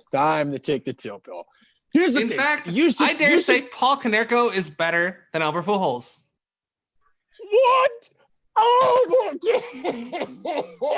you what? What? That's a crime. That's a crime, Alex. That's I won't- I won't defend that one. Oh no! Like, give me Frank Thomas No. over. Give me Frank Thomas over Mark McGwire any day, and I'm not joking about that. Well, that's fine. That's fine because he hasn't cheated. But you saying Paul Konerko is better? There's an than honest to goodness Albert chance. Pujols. There's an honest to That goodness is a chance that joke. Frank Thomas and Albert Pujols low key the same player. Albert Pujols dominated at another level. This man was able to pick up multiple titles. Let's take the chill pill Again, on Frank Thomas. I do want and to Albert Pujols. remind you it's been a while. Welcome to the Running Hook podcast. We're talking about cats, remotes, and Albert No, go Pujols. screw off and respond to my question. Cut that promo shit out. Come on, Alex. Come on. What was the question? I had to remind people that this is ostensibly a basketball podcast. But continue. What was your question? Well, it's not really a question. It's a fact. Albert Pujols with multiple World Series championships, and Albert Pujols is certainly has had a better career than Frank Thomas. Let's not. That's dismay. absurd. That is, oh my gosh, Alex. Oh my gosh. I love Frank Thomas. Frank Thomas is not better than Albert Pujols. He's just not. Could Albert Pujols get you in 113 games, Oh my gosh. 38 home runs, Yes. 101 RBI, 34 doubles? Yes. I don't. Let's look at. Yes, Albert Pujols can get you those type of numbers. Albert In Pujols 113 games. Oh my gosh. Alex, it's time for you to get a room with Frank Thomas and the 2005 Chicago White Sox. Frank Thomas Get actually a sucked in room with- 2005, but let's get a room with Aaron Rowand. Get a room with Tadahito Iguchi. That's Get my a guy. room with AJ Brzezinski. I Get love a AJ. room with Bobby Jenks. Get in a room, Alex. Get Hey, in a room. Caleb, can you put your face a little closer to the camera? Yes, Drew, I can put it up right here on you. Oh, Nurkic with the nice dunk, You love which I'm seeing sure that. you guys saw. Which I'm sure you guys saw 90 seconds ago. But Wow, what a Carmelo with the great find. Mm, Carmelo's low-key a good passer. He just doesn't pass. he just doesn't want to. Please don't defend Carmelo's passing, AB. Please don't do it. No, he's a good passer. He just doesn't ever pass, which is the problem. Right. Okay. I see what you mean. Okay. I got you. Okay. I got you. Oh yeah, he definitely should pass more. Hey, Alex, do we have a possible smart market king in Do we? in the podcast? Do we? Is that the Do we small have market it- god himself? Do we have a small market king available? Do we have the small market king available, or all is he could be scared because he could be crying in his room No matter all who over his wins, he pillow- loses. all over his pillow sheets because it's a small market Oh, that team. was a good pass by Mello. It was just Nurkic couldn't finish it, Alex. I think I'm about 30 seconds behind you guys, probably. Wow, This is- what a oh my gosh. Yeah. Kyle Anderson sucks. What a pass by Ja, and then Kyle Anderson misses a little 5-foot buddy. I mean, if Kyle Anderson was 5% better, he'd be probably a top 100 player. He's got all the tools. well- Does that do you much? Does that do you much, Alex? Top 100 means something. What's up, Come Devin? on, Alex. Moves so slow, but yet gets the ball in. Hey, Devin Voss, did we catch you after you cried on your pillow sheets because there's a small market team that's going to be eliminated today, Voss? Nah, Okay. nah. It's all for the greater humanity. Okay. Just want to. I Well, would if like. the I would. Grizzlies win, the Blazers aren't eliminated. Look, Oh my god, that was a great pass. I would be happy that it is the Grizzlies and Trailblazers, but quite honestly, if the Grizzlies win, they have literally zero chance to beat the Lakers. So, I kind of just got to go for Portland. Well, the Grizzlies got to win tomorrow if they Yeah, want to make it in. but even if there's no chance. There's no done. Bet they're No. beating the Lakers. Yeah, no, they're not even going to Yeah. get a game on them. Not even close. Devin, do you see the hat I'm wearing though? Oh my Yeah. gosh, that Hezzy though. It's a beautiful hat. Oh, Also, I Drew. should Mhm. point out that Devin, are you watching this on your TV? Yeah. I am not, so I'm behind you guys. Wait, no, sorry. I'm also streaming. Oh, nice. I have a brother in Streaming Arms. Yeah, Typical I Voss. do have a satellite, but we moved my living room around, so I put it in the room because I only use it usually for college football and rip to that. So Host of the Triple Option Pass right here, folks. yeah, Notre Dame. I always get NBC, so that's what I use it for. Got to get the Notre Dame out here somehow. Yep. John's gonna hit those threes if he wants to be anything Mm. in the league. He's got to start hitting those. He's a terrible 3-point shooter. Bang. Where'd C. Lin go? I don't know, but I'm about to go grab a drink. I'll be back in a second. Sounds good, Drew. Devin, what have your thoughts been on the first half overall so far? Pretty good first half. Really making me doubt the Blazers, though. Oh, yeah. What you said in the chat is Why? What do you mean, why? Why? Wait. Why should I be? Why should I be concerned? You just That's a legitimate disappeared- question. Why should I be You just concerned? disappeared and then came back out of nowhere. You know, boss. That's what I do. I'm the Lindsay. I'm coming in Look, when I feel like it. I got that privilege. Okay. they got the top 5 offense, so their offense can explode. But it's those defense stretches that are just god awful to watch. It is bad.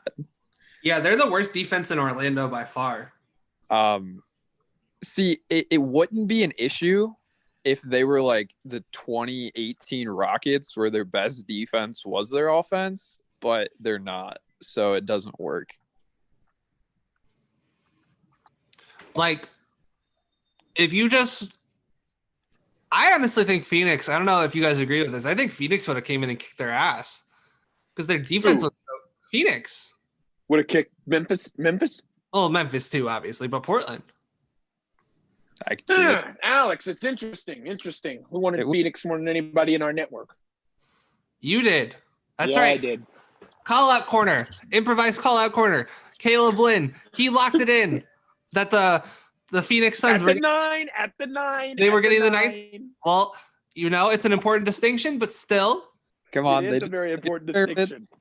It's a They massively important distinction. they didn't deserve it, before the bubble, but they made their case, and it didn't work out. Yeah, Alex. They listen, made you a know, case. you told me to Not call that- you out, and I'm calling you out. Call me out. This is the For call out what? corner, baby. What are you gonna call me out for? What are you This gonna is call the- me out for? This is the first week you weren't called out on the Battlegrounds call out corner, by the way. Just to let you know. See, here's the thing. You guys call me out on the battleground. Just like what Damian, it's like my situation is similar to Damian Lillard and Pat Beverly and Paul George. You guys You call are not me Damian out Lillard. every week. No. You guys call me out every week. Yada yada yada. You call me out every week because you just respect what I do. You respect how I go about my business. And that I just get it's honestly the ultimate sign of respect, Alex. It's the Devin, ultimate sign of respect that you call me out every week. Devin, Thank is you. Devin you. is Caleb the Damian Lillard of this network? Now I have to know. No, not needing my individual talent. I just mean in that particular situation with the Clippers. That's all. Let Devin talk. I mean, all I see on the chat is just Ryan calling them out. What? Sorry? I said all I see on the chat ever is Ryan calling you out, because that's Me? yeah, Ryan always calls you out. What are you talking about? Where the hell is Greg? I don't know what he calls me out. He always calls you out, and then you say, "Oh, Ryan, you're always calling me out," and then you say, "What a load of crap," and then he says, "What a load of crap." And then I'll always go typical RG Uh, selling Caleb to get a room with something. Yep. It's At clockwork. the end of the day, Ryan Gregory is a really good co-host of the Triple Option Pass with Devin Voss. damn He's right. respected. He's Voss. You messed up on Michael Irvin. Don't get me started. You had Hold on. you Rewind. guys have a good. You guys have a very solid podcast. That was Okay, a RG. very solid podcast. Let's make this clear. I corrected him. I told him. I corrected him. Sad part was though, it didn't work out. It was sad, boss. There's nothing I you could do. corrected him. There's nothing you could do, boss. We had these discussions on our little our best of the Power Five or the Group of Five, and then he just didn't remember, and that's okay, because I fucked up and switched Justin Jefferson around. I fucked it up. It's okay. Nah, that's worse, boss. I think Caleb, how much? I'm putting on my big J journalism hat here. Okay. How much? Oh, No. I'm asking you a serious question. How much pride did you take when you realized that Devin and Ryan made mistakes after calling you out for making your mistake on your podcast? it's a heck of a question. I didn't take as much pride, but I decided to be humble and be wise with my comments and wise with my words on how I went about the mistakes with Ryan and Devin Voss. Ryan immediately just decided to bash me. This is what it is. I decided to message them individually and let them know I heard it. Did I say anything in the chat? Did I bash you guys in the chat? No, I didn't. I texted you guys individually. That's all I did. I texted you guys in a group message. Boss, that's all I did. You guys went straight to Twitter. You guys are like, oh my gosh, Caleb messed up. We have to put it in the chat. That's what you guys did. I don't even remember. It's so long. Once again, it's you guys, putting yourself on a pedestal, me understanding that I just need to be the one that doesn't escalate, but rather just humbles and say, hey, I heard this mistake. Hey, I heard this situation at Devin Voss. I heard this situation, Ryan Gregory. That's all I did. Devin, What? I need a rebuttal from you. After all that? Listen, I'm here to stir up conflict and try to get some attempt at a viewer count. Got one viewer. Yes. Appears to be me. Yeah. Let's say so. Let me ask a question in the chat. No, what are you gonna ask? What are you gonna ask? Hold on. If it's about what I said, I didn't. No. I'm gonna ask Blazers Grizzlies questions. No, I'm talking about in the YouTube chat. So it looks like I had people. Okay. All right, and I'm gonna ask like really bland sports questions because that's what I do. All right, Devin, does Ja Morant have what it takes? That's the question. Oh, that's it? Oh, yeah. Yes, he has what it takes. Caleb, does Ja Morant have what it takes? To be what? Does he have what it takes? That's the question. Takes to be a leader of a championship team. I mean, you can interpret it. Devin gave me a great answer. He just said yes. But I do believe there should be specifics involved. It's typical of Voss to not dive into a question. No, Wow. Alex, I will, by the way you phrased the question, he has what it takes. Yes. Wow, that's all you had to say. That's all you Hey, had boss, to you can, hey, Ross, That's all boss, I hope after this game you cry because the small market got eliminated You today. understood what he meant. You just wanted to be difficult. Typical Hey, Lynn. boss, cry. Boss, go cry me a river after this game because you lose in a small market team.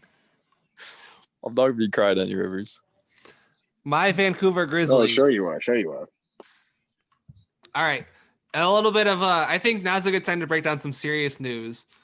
Devin, you were talking about it in our group chat a little bit earlier. The firing of Alvin Gentry from New Orleans. Yep. What was your reaction to that? And what do you think their chances, like who do you think would be a good coach for that team?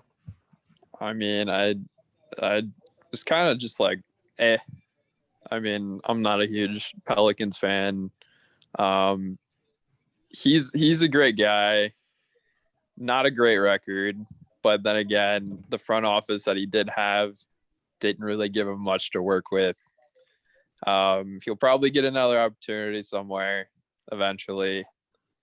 And then as far as New Orleans, I mean, I think they're gonna have a lot of coaches interested in that market, because just with that team specifically, obviously there's a lot of potential there.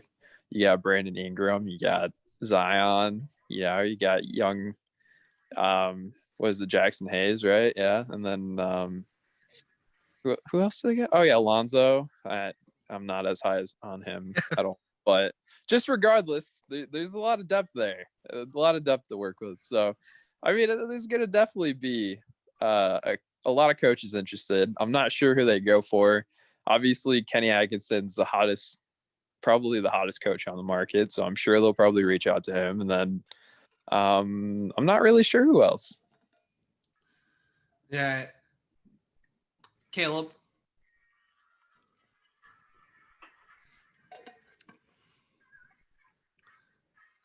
Caleb, Yes, Alex.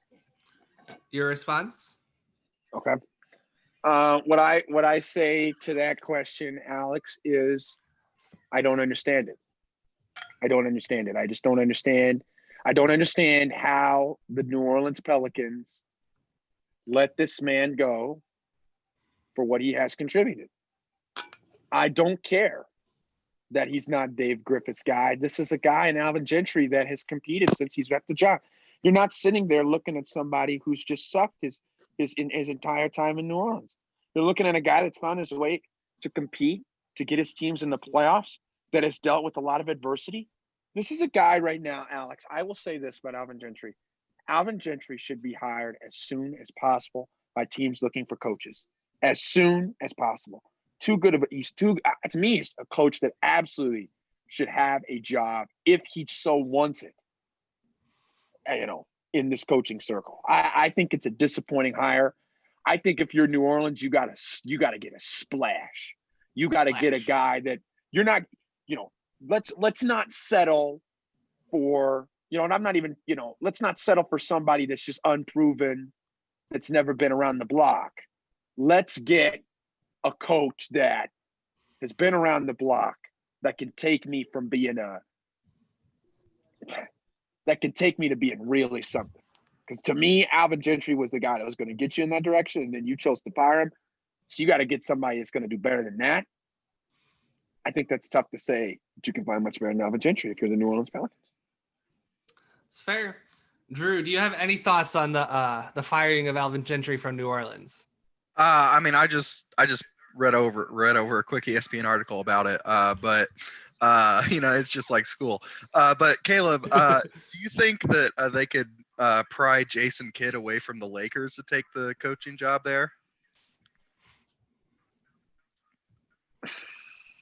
Because Vogel's the coach right now, but I feel like they hired Kidd to be the eventual successor for LeBron. Well, here's the thing I would say. If I was the Los Angeles Lakers, I would sit there and look at how Frank Vogel has taught LeBron to consistently play defense night in and night out, because he's not one of LeBron's buddies. And at the end of the day, when you're a team that's like New Orleans, I think you need a guy that's been around the block as a coach, experienced, somebody. In my opinion, you need to get a similar guy to Alvin Gentry, because you need this team is so young. This team is so young. And you want to get a guy, I think, that is a little older, that can, has been around the league a while, that can help these younger guys understand that transition. I personally don't believe Jason Kidd is that type of coach. I don't believe that. What if they let Vogel go? Do you think he'd be a good hire for the Pelicans? Well, I think if Frank Vogel left, that'd be a tragedy. Yes. That'd be a tragedy. Frank Vogel has transformed the Los Angeles Lakers, in my opinion, because he's not a guy that you're sitting there, he's so disciplined in everything you want the Lakers to be about, right? They've transformed LeBron into being so efficient and great defensively. And it seems like getting rid of Vogel. I mean, if Vogel was on the market, Drew, Frank Vogel better be the number one coaching target for any team. I just don't believe that Frank Vogel is going to go. I think that is blasphemous Fair. if that fair. was the decision made by the Los Blasphemous. Angeles Lakers. You think he's transformed that much in just 82 or not even 82 games? Yes, I have. Because I think Okay. he's gotten LeBron to buy. I think this is one of my favorite LeBron seasons because you're just seeing LeBron be more relaxed, in my opinion. He's not forcing as much as he has in the past. And it feels like he's just kind of settling into what he is as a player. And he has just been bought into the defensive end this season. And he's really helped guys transform themselves. He's helped. Like, I mean, you Dwight can sit there Howard and say, yeah, had Dwight a Howard and JaVale comeback. McGee. And right. Like, I mean, sure, you can credit the player. And I do credit the player. But at the same time, coaching is a part of that. And that, the head coach of that team is Frank Vogel. And he's finding ways to get those guys better. Right? There's no question if Vogel's on the market, I'm trying to pry him away first. Mm.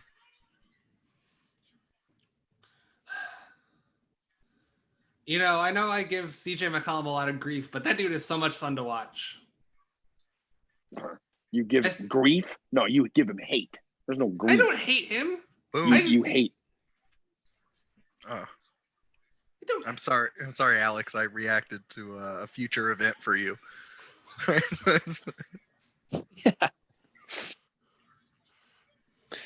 Listen, I don't hate CJ. I just think his game is better suited to be a sixth man.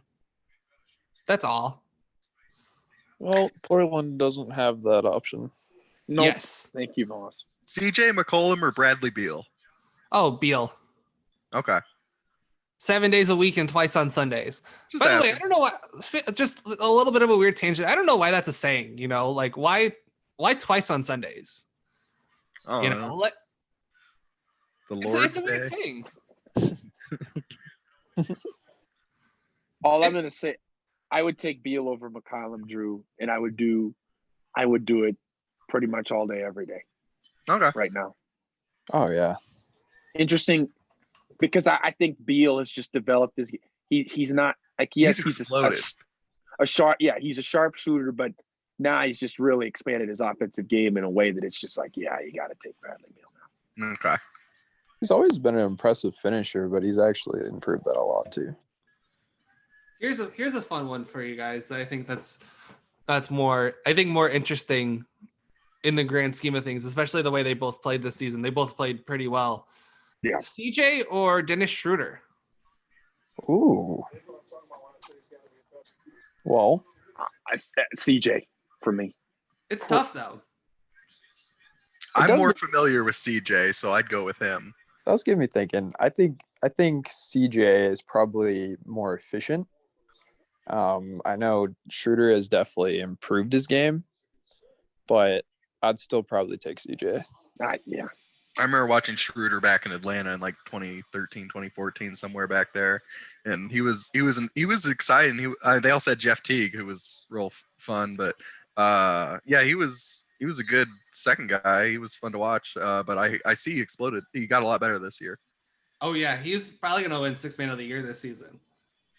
He's been really You would have to think he would. good for the Thunder this year. He's like averaging almost 19 a game. Yeah, so I'm gonna look up his stats. Yeah, nasty. He getting him back for the bubble, big deal. For them, as they're making their playoff push, Alex. Oh yeah. Yeah, it's so for those that will be tuning in, maybe to this YouTube stream later, Caleb and I are going to be doing Oklahoma City Rockets series. Yeah, we are. And one of the reasons I chose that one is because it's so fascinating, especially, we don't know how long Westbrook's going to be out. And I think there's a real shot the Thunder upset the Rockets. I think it's not out of the question. Hey, Alex, you want to lock that in? I am not locking that in.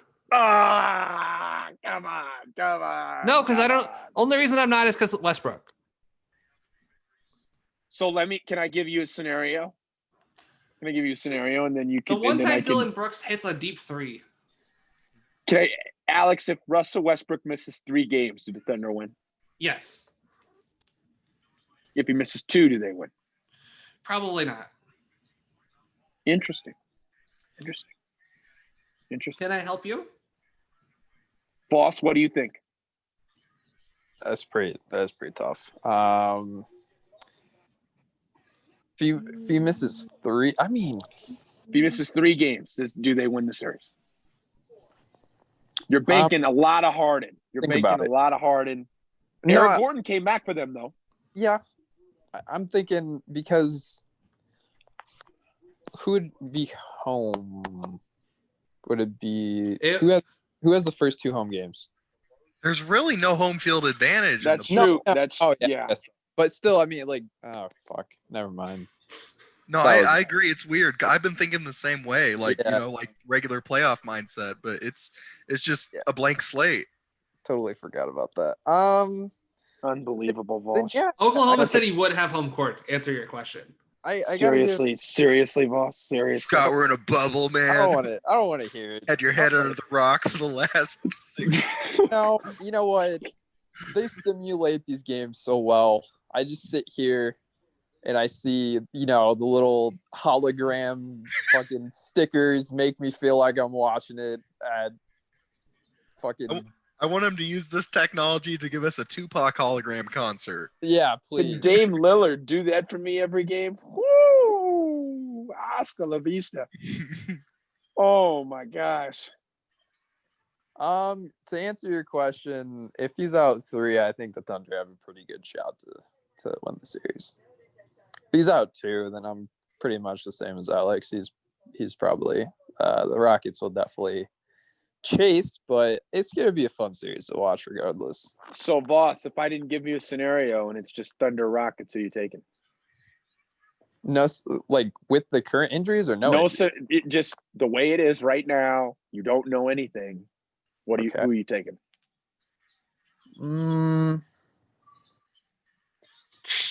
I'd probably say the Rockets. They played better in the Okay. bubble. Okay. Um, Understandable. Sorry to interrupt this matchups talk, but I don't think Dame is going to let them lose. Yeah, No, not with that last shot. Dame is so Oh good. my. man. yeah. Oh my. Alex Heyo. Gabriel made a really nice 3. I'll be right back. A really nice 3. That was a really nice 3. Props to him on that. Good luck. I like how aggressive Ja is being this half. He's got to be. Long Yeah. overdue. Long overdue, if I'm going to be honest with you. Well, Caleb, there's only so much a small point guard can do.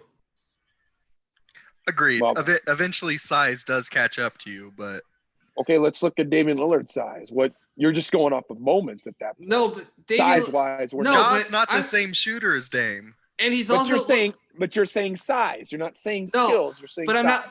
not. Look at them. Look at how thick Damian Lillard is compared to John Morant. I could probably break John Morant over my knee with how much he weighs. Okay, come on, Alex. Like, obviously I couldn't, but you get what I'm saying. Like, that dude's a twig. And Dylan Brooks made the very nice finish. Look, I think when it comes to when you see a player like that, the other thing you got to remember with Morant is this guy has played with. I mean, I hate using this cliche, I really do. He's played with this chip on his shoulder since his senior year, really, of trying to figure out where he's going to be at Murray State. All of a sudden, that could outweigh. At some point, it could be will. And at the end of the day, you need Ja to be like this if you're going to win anything. You need Ja to be this. You need Ja to be this player. And I understand he's a rookie, but Ja Morant knows he's got to be this good. Yeah. I'm not putting hopeless expectations, right? This guy is a rookie, but he knows that he's a very good player, and he knows what he's got to do for the essentially a Memphis Grizzlies star. organization. Right. Right, Drew. Right. The thing they always say, like, the star of the team needs to be able to take over games. That's the cliche or whatnot. Yeah, it is. Or- It is. So yeah, I mean the stage is there for him, but I mean he is, like, I agree with Alex. Size catches up to you, and while yes, skills are different than size, I mean this is real life has both skill and size. So he doesn't have the range to play like Dame, and Dame is a little stronger, but yeah, he's been aggressive, but there's only so much he can do. But has he done everything he can do in this game? That's my I counter. I think we're about to see. I think at halftime. But come on, Drew. That's it's kinda second half. It's the second half, though. Now it's the second half, and you know it's Dame time in the fourth quarter. I agree. I bet at halftime they said pull out all the stops. You know, like you've been the star of your of whatever team you've been on for the last 5 years. You know, do the thing, do the damn thing, take over. Hey, Drew. You know what's insane about thinking about, like, okay, this guy at one point, Ja Morant, was on a high school basketball team with Zion Williamson in travel ball. These guys weren't even that like elite level yet. But just think of, I just can't imagine. I can't imagine. Where'd they grow up? I can't. Because I mean, a travel team is definitely voluntary, and you make a choice. But I mean, they had to grow up fairly close, if that. But that's wild. I mean, if you've got two of the best players on your 5-man team out of the entire age group you're playing with, I mean, you should win everything every year. You think? You would think.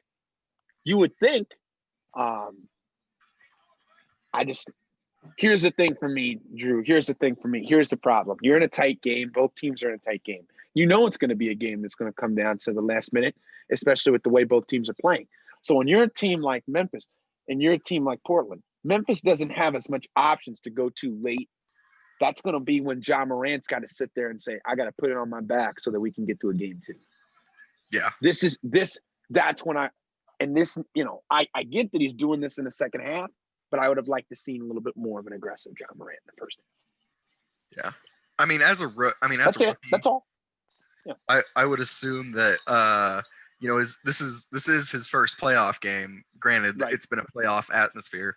I assume there's a bit of wanting to stick with what the coach says, just because this is my first year, and you probably know more than me, but I feel like after the first half that the coach's plan wasn't doing what they wanted. I figured they'd pull out all the stops and let him go.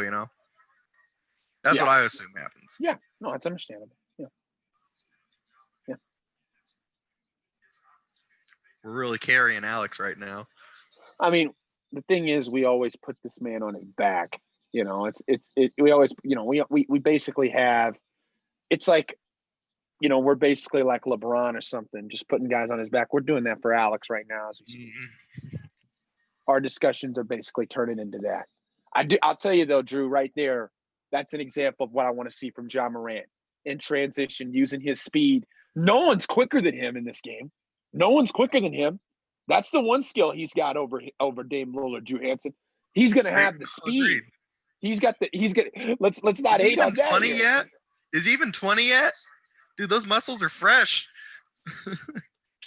I can double check because the host is I guess right. Yeah, where's our stats?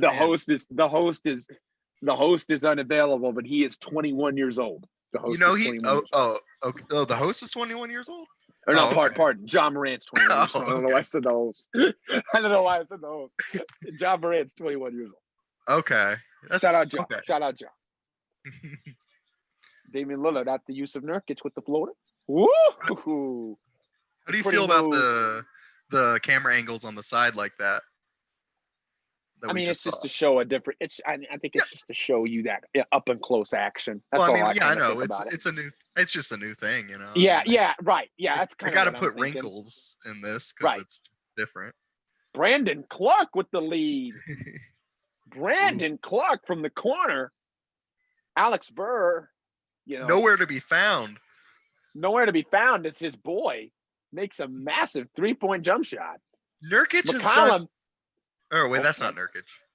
Oh, Kyle Anderson. Is it? Oh, to Dylan Brooks. Oh, and he makes the finish. Here we go. Here we go. We're starting to see Memphis play a little bit more fired up here. What do you think Portland's got to do to kind of close this momentum right here, Drew. Dame's gonna hit a big three. You'd Well, hope. not unless that Dylan serious. Brooks cherry picks and that's Turns the whole thing over. He just punted the ball. Dylan Brooks certainly did a little cherry picking. Not gonna lie, did a little cherry picking for the dunk. It was a good move. He got out in transition. I mean, I'll give him props. I love that look from Ja. I love that look there, Drew. The ability to get back, maneuver, see the offense, see the defense, the way they're guarding him. Whiteside slid over so much to the paint. It allowed Brandon Clark to just get a cash out three. That's what you got. That's just, I think that's, seeing the leadership. Oh my gosh. I think this is one of those defensive stretches that Boy, Devin was talking about. that is a top 10 dunk, Drew Hansen. Oh my gosh. From Over whom, the so I can 7-footer. know what to expect. Oh, it's the My God. Wow. And Brandon Clark. Wow, again. The Grizzlies Clark are for really three. leaking out in transition. Hold on, my TV's on the fritz. I gotta see if I can get it. I'm losing signal. Yusuf Nurkic to Whiteside. And the finish. Alex, did you hear that? Whiteside made a bucket for the finish. Well, I don't think I'm there yet. I just Kyle Anderson overthrew Dylan I got you. Brooks. Man, you were behind. Gee whiz, dude. Yeah, my Oh, what internet's a kind of block. lagging. I got you. And a foul by Valanciunas. Or for Valanciunas. Damian Lillard commits that foul first. Oh, That's what I'm talking about, Alex. Over Valanciunas. I think you're right. I think he wants this game. hey, are you watching it? Like, do you have like a rewind function? Me? Yes. Yes, I do. You can watch it synced up with me and make me feel a little better. Brandon Clark just hit that second three, Got you. Okay. and Whiteside just did the dunk. This game is back and forth. No, you're close. You're close to me now. Okay. You got to be. The Whiteside dunk, I feel like, is very close. What time are you at in your screen, Alex? 354. Yeah, you're fine.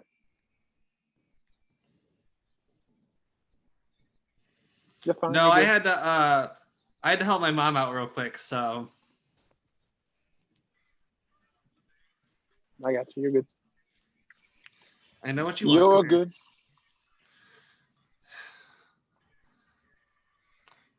The upside of my cat being my podcast buddy, she's cute.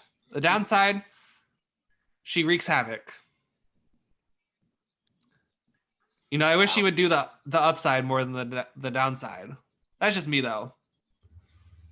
My cat likes to hide away in corners, so he makes the occasional appearance, but he enjoys his solitude. Man, you gotta like that if you're Memphis. Yeah, is that the taking over you're talking about? That's exactly what I'm asking him to do. His speed and his ability to get to the rim. How many fouls does Nurk have? Check it out, stats. Who's your stats man, AB? I I'm guess my I own- am. I'm my own stat man.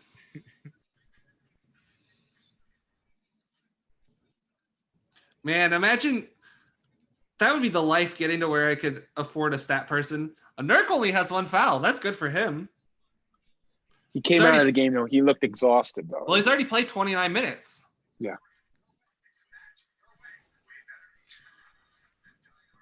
They got that guy. I always forget Portland drafted Swanigan from Purdue. Played 0 minutes. Caleb Swanigan, Swanigan.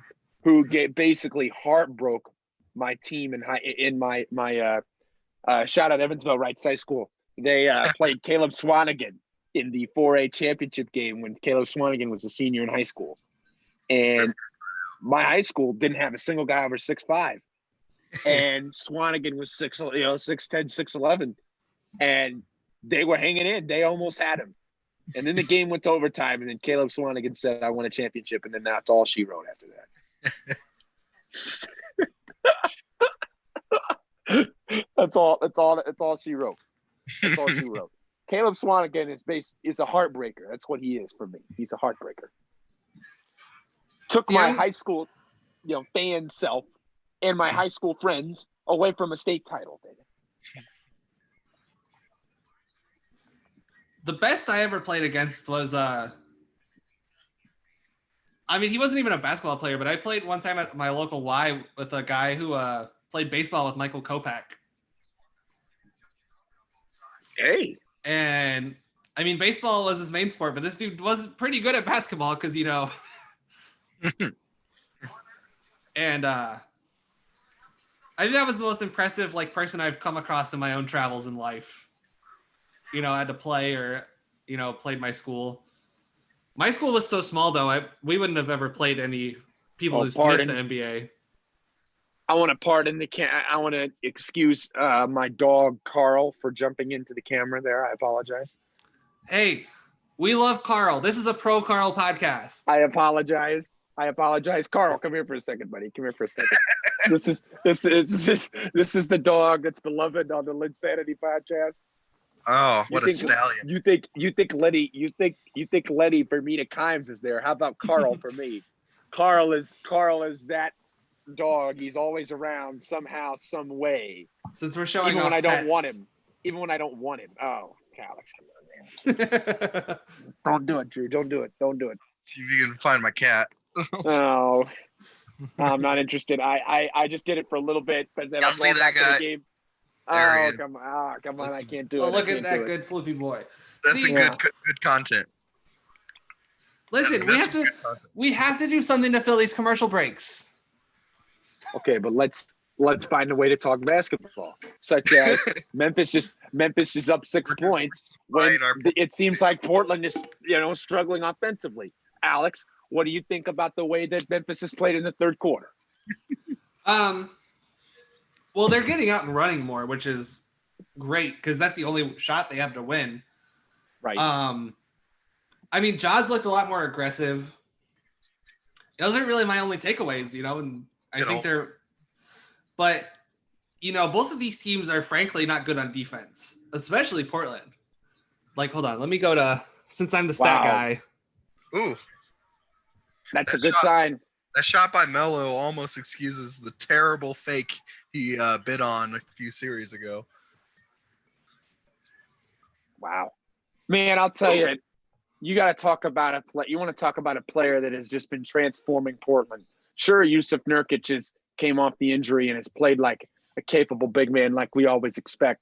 Gary Trent's three-point shooting has done massive things for the Blazers spacing. That is, he is coming in shooting at the high 50s from three. But correct me if I'm wrong, Alex, but it's around 60%. And this dude's just doesn't miss. So Portland in the last 2 weeks has been the second worst defense in the NBA, according to Cleaning the Glass. Oh, of course. 121 points, 121.3 points per 100 possessions. They've struggled. Yeah, They've it's really been struggled. pretty bad. But even right there, that's scouting. That's you, and not I mean scouting. That's just okay. Look, Brandon Clark's hitting the three. Why are you just giving him the shot there? If you're Whiteside, that's just not logical. That's not smart defense right there. But That's Whiteside, coaching too. like, Wasn't on Dame time. the problem is all these centers are taught especially since the bubbles come back, all these centers are dropping in the pick and roll. Like if you, But like, Alex, they're that wasn't pick and roll really. It was he just kind of he was off the eschewed his screen. his help responsibilities. it was more it was came off. He just kind of was a guy away, whatever, and just it was just not. It was bad help defense, and again, Brandon Clark's hitting the three everywhere today. Don't really understand how you're trying to drop that much and let a guy who's hot keep shooting well. Big possession right here against DeAnthony Melton. Yep, that's what you want. Oh, you can't get that from Carmelo. Great idea there. Just you can't. Quit Are smiling. you talking about the Brandon Clark play? Who? Drew, what do you mean quit smiling? What am I doing? No, I said Mello. Quit Oh, smiling. sorry. Okay, I got you. Sorry. Dame time. Dame isn't letting them lose this game. He's too Right. good. You got to think. Yeah. Like we're hitting. Wow, what a take a get. Wow, he Brandon- wanted the wow. again. Wow, Memphis is playing with incredible hustle. Yeah. Dude, that's what I'm looking for from the Memphis Grizzlies. If And that's led by their star, Drew. no, yeah, I saw that. No, the offensive rebound. That's if he has that every time, they win this. They win 2 games. I don't see him winning 2 games, but if he plays like that for the next 5 quarters, they're winning 2 games. Hey, stop! I have a cat biting my ankles. Forgive me. My cat woke up and is now staring at me. That's why I don't like cats. Listen, Caleb, you would love cats because they're agents of chaos, No, I just wouldn't. like you. No. Caleb, you gotta find the right cat. No. You gotta No. raise a cat with a bunch Drew, of dogs. no. Drew, no. Then no. it'll act like a dog. Drew Hansen, no, I will not. Drew Hansen, no, I will not. I will not do this. I will not sit here and get a cat. I will not do it. Yeah, nothing wrong with it, really. I mean, they're not hurting. Damn, Brandon Clark. That's what I'm saying, though. Alex. Now, in that situation, obviously, that was the offensive rebound. But, why did Whiteside just decide Brandon Clark can't shoot? Come on. Brandon Clark has been a very solid piece for this team, and he's played really well tonight. Really, not even tonight, but this afternoon, All right, I will be right back, but That's okay. We'll carry you. I just gotta get some. Carry on your back I'll be like we like do 30 with- seconds. like LeBron does We'll put you on your back. You're like the Sasha Palovich. The Sasha Palovich in this fight. You're like the Sasha Palovich, Alex, where you're just sitting. He's gonna be mad when he hears this recording. he's gonna. No, in all seriousness, he carries us. He carries my audio on the Linsanity podcast. He carries how it sounds. I may sound terrible, but Alex has a way of making my sound great. So props to him on that. I can help the brother out when needed.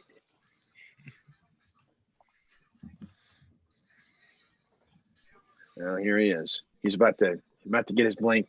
About to get himself ready for this 4th quarter, Drew, because we all know that Alex Burr is wanting to see his Memphis Grizzlies come out, and Smokes and his beers, and he's just like, gonna sit he's there. like, give me what I need, so I can just sit back and relax while I watch my Memphis Grizzlies play. That's what Alex Burr's thinking right now. What do you think? I'm Skip Bayless or something?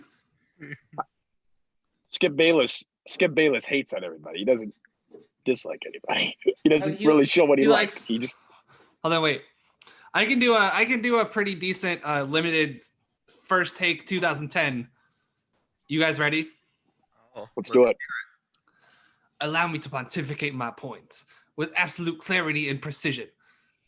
And let me just say, this man is a dear, close personal friend. But Skip, my Shannon got into it. Skip Bayless. Let me tell you something. LeBron James. My Stephen A used to be so much better. It got a lot worse. But Watered down. my skip is pretty limited. It's just me saying Stephen A, my Spurs. That's my Skip Bayless. It's pretty limited, like I said. You got a Shannon Sharp? All I got is Skip. Oh, that's a solid one. Oh, my cat is interrupting. That's a big old tail right there. get the cat off the screen, Drew. Dude, the cat does what it wants. I am not going to stop a cat from living its life. I need to Yeah, work you on are, Drew. Get it off the screen. He's off the screen. I can't control if he comes back on the screen. Yeah, you can, Drew. You just basically say he doesn't belong on the screen. Caleb, you brought your dog into this. I mean, No, because the dog decided to just walk in, and I told him. Oh, the dog "Get out of here." decided? I The said, dog "Get out of here." decided? Drew, I said, "Get out of here." Whoa. Drew, I said, "Get out of here." That's what I said. Okay. That's what I said. Okay. Okay. You haven't seen So him all I again, have have to you? do You haven't seen him Tell again. my cat to leave, and then he's without blame for the rest of the day. Kick your cat. Kick your cat out, Drew. Then you want to hear him scratching on the door in the audio? I'm not gonna ruin Alex's podcast. At least someone here is thoughtful. Yeah, I don't know how much Listen. thoughtful you can be for Alex. It was a little ridiculous. I just don't. I don't know how much. What can you do? I don't know. Oh, you're wearing your AirPods, aren't you? Yeah, he is. No, I'm not. No, I'm not. You lying son of a. You lying son of a gun. What do you mean? Typical What do you Caleb mean? Lynn. You're Lying not- about. No, I'm not lying. No. Pretty sure I saw them in your ear. He had Look! that in his ear. Look. Oh, look, he's got a wire. He's wearing a wire. He's a Fed. I didn't know you were the cops, Caleb. Ugh. Yo, I think Memphis is just missing like a solid role piece. But I also think that somebody's got to tank next season. My money's on Memphis. Why? Dude, think Why? about how much harder the West is going to be. And if they have relatively the same team, that team's not going to be able to compete in next year's West. With Golden State back. Golden State, San Antonio's going to make a jump. Yeah. New Orleans will reasonably better. Portland won't be an 8th seed. Like, Caleb, which of these playoff teams that are top 7 do you see falling out of the playoffs? Do you see any of them falling out of the playoffs? There's a scenario that I think could potentially happen that would slide a team out of the playoffs. Yes. Which team is that? That's out of the top 7. Thunder? No, Oh, okay. I think the Utah Jazz should be panicked. Because I think if you can't figure out Gobert and Mitchell, that's a problem. And I mean, they seem to be fine. They're you just might missing have to sit there Bogdanovich. and- Yeah, they're missing Bojan. And I know, I'm just saying, I wouldn't be shocked if it didn't work out, though, between them. That's all I'm saying. I think the Thunder have a actually That's all really. I'm saying. I'm saying I think the Thunder are probably going to tank next year too. I think You that would makes. think they would need to move off of Chris Paul next season. I think they are going to move off of Chris Paul. Sell high. What Where- indications where- has Presti given you trade that he wouldn't sell destinations. high? New York, Chris Paul trade destinations. New York, Who wants to Um, take on that contract, man? the New York Yeah. Knickerbockers. That's who, No way. Come on. dude. Come on. Isn't that a boys and girls club? Come on. I'm not buying the Knicks as I'm not buying the Knicks as being a legitimate option for Chris Paul. Come on. Well, Come on. You'd have to Come go on. there with He two wants to other- win, Alex. You're seeing how he's playing right now. He wants to win. I'm just saying I would like to see Chris Paul and Tom Thibodeau's offense. I don't think it would be People such in a hell would like ice water, but I mean, they're not going to get it. Damn it, Drew. Wow, Drew.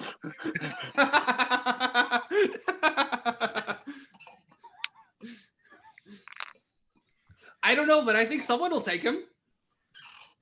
Drew, what do you think of that? What do you Wait. think of that right there? No, wait. Here's an idea the for you. lack of What if they trade him to Utah for Mike Conley? You taught him. you'd have to do a similar package where it would almost be like the Houston OKC trade where you got to trade, you're going to have to trade a lot if you're Utah to get Chris Paul because you're going to take on even more of a salary. What Did they? You're going to have to flip me some firsts. Sorry. Caleb, did they call Grayson Allen for a technical? I believe they called him. They called him a technical, and I think there's a legitimate. And I was curious to hear your perspective on this. Dylan Brooks right now really not doing good with his emotions, which he's had that issue. He plays competitive and feisty, but Yeah, it was a hard foul. I mean, as hard a foul as Grayson Allen can give. Yeah. But I mean, he was going for the ball. He was just going with a heavy hand. I mean, which granted, I They understand. called that a flagrant? Yeah. That I mean, granted, I understand how coming with a heavy hand can be interpreted as that way, and Grayson Allen has a past, but I don't think Which that hurt him in that situation. right. It's That a hurt him. reputation call. Yep, it It's is. Rasheed It is. Wallace. Okay. They called he's that a not that flagrant? level. Yeah, right. Well, Grayson Allen needs to start staring at refs. No, well that'll make people hate him even more than they already do, Drew. Fine with that. So they're challenging it. what can Nurkic do in that situation? Why is that a foul on Nurkic? Why is that a foul on Nurkic, Drew? He was swaying a little bit, but I agree. It's A ticky. very tricky situation. Ticky. Very tricky situation. Yeah. Caleb, have you ever won a challenge while playing 2K? Sorry. Have you ever won a challenge while playing 2K? A challenge. What do you mean by that? You could challenge things in 2K. Did you not know that? I did not. I don't think I knew that. You got to call timeout. Oh, is that in the newest one? Mm-hmm. 20? I think I have 20. I don't know. I don't know. Yeah, I don't think I didn't know that.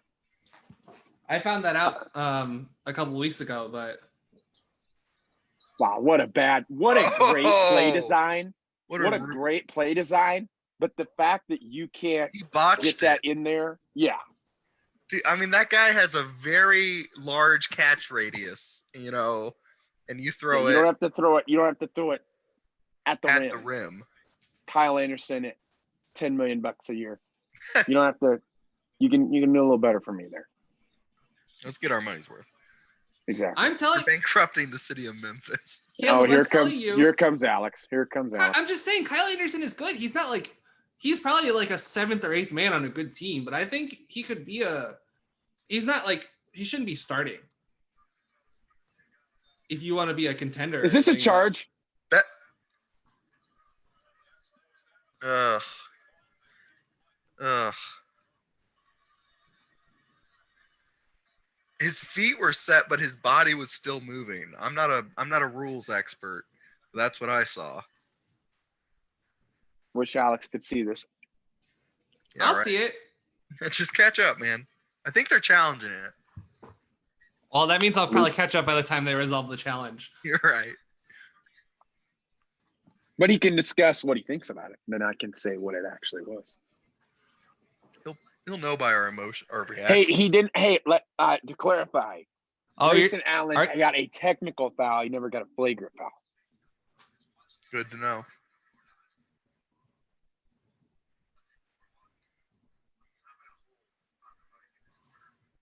are you guys talking about that charge call from Anthony Tolliver? Anthony Tolliver. Y'all, I mean, it was close. I just What don't do you know call why. it, though? I mean, I Block? guess if you could, I'd probably call a charge. Okay.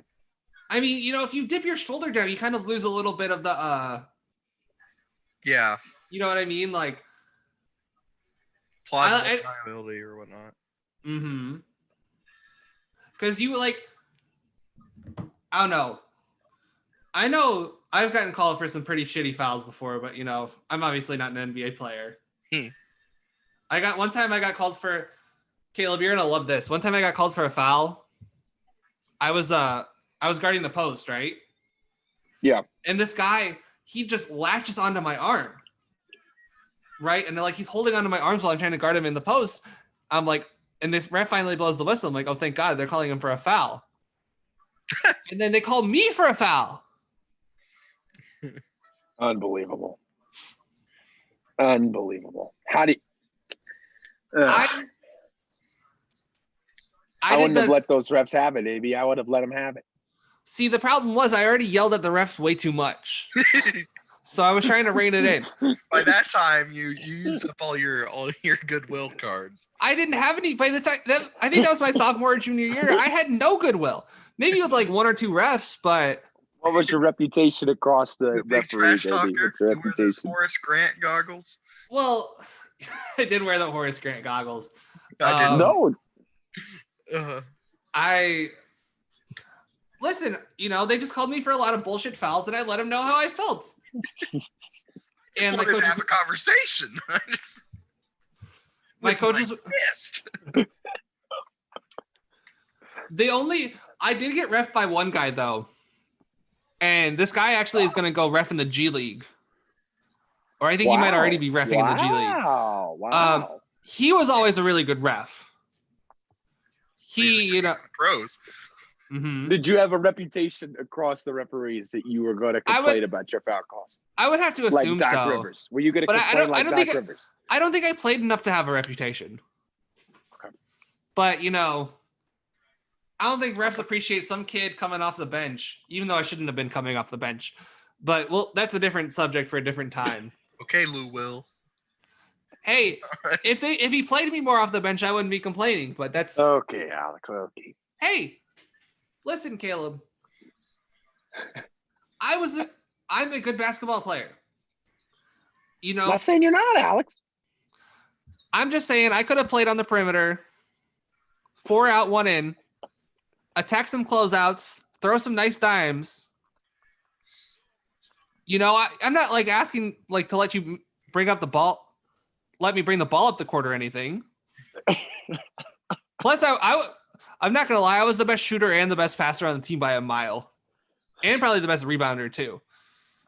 Caleb, I can set a solid screen. You better watch I got out.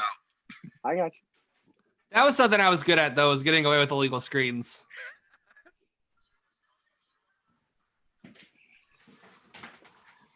Okay, what do you do right here?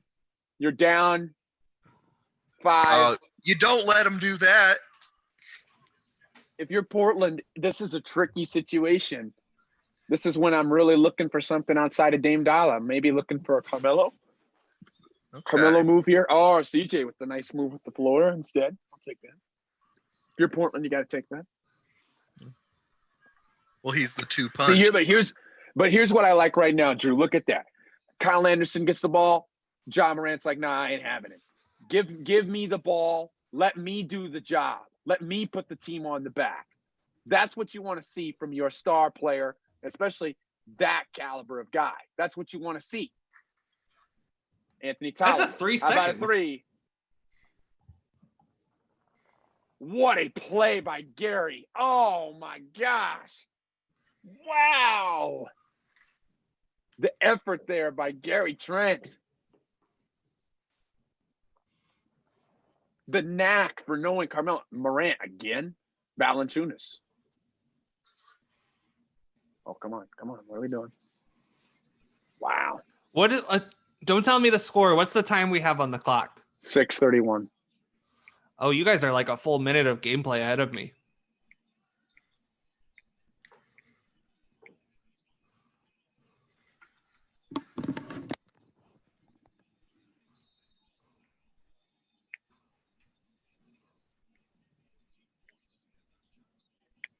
Really like what Carmelo did right there, Drew, on Tolliver. Took him on the matchup. Melo had such a tight, and Tolliver was on such a tight close out there. It allowed Melo to easily get to the rim. Melo got him on the pump fake because Tolliver's going to have to protect the rim right now, especially because of the fact that they had Valanciunas spread it out. That's what you're looking for from Carmelo Anthony right here with 6:18 left in the game.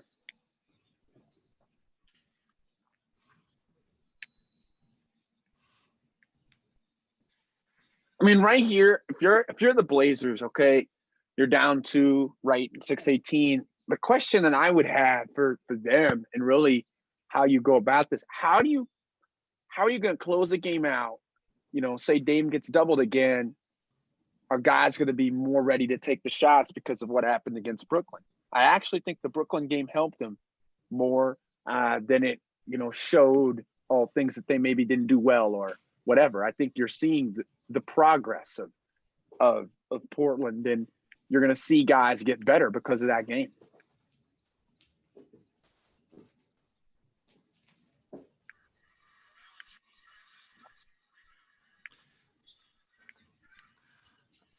I love Melo.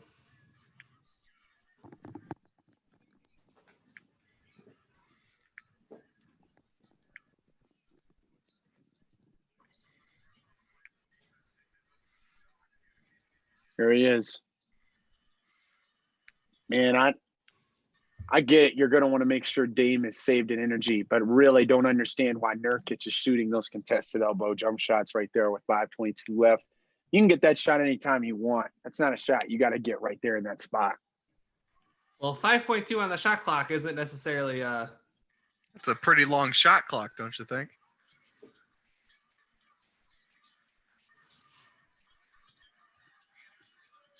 Wow. Ooh. Tough shot. Really tough shot by Kyle Anderson. Really tough shot. I'm surprised they're not running more pick and roll for Ja and letting him abuse the floaters like he did against Milwaukee on Thursday, because that's what seemed to be what was killing Milwaukee, was him just shooting floatering them to death.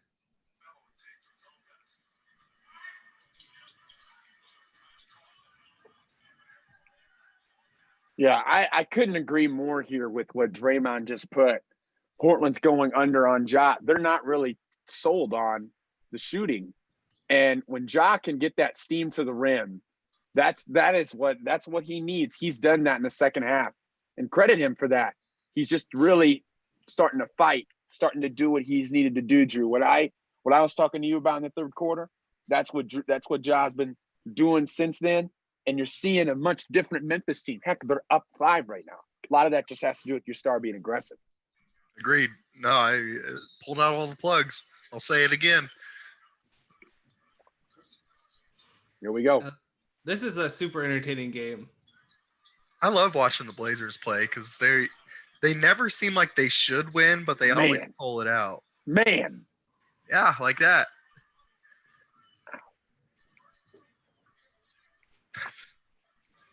Man.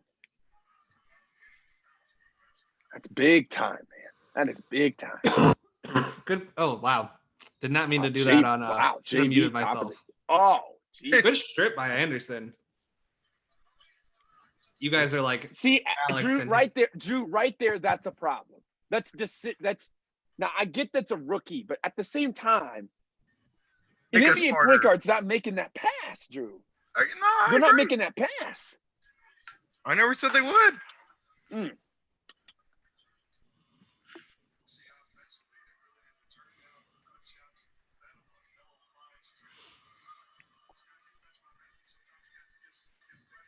Do you think Gary Trent starts for them when they get healthy?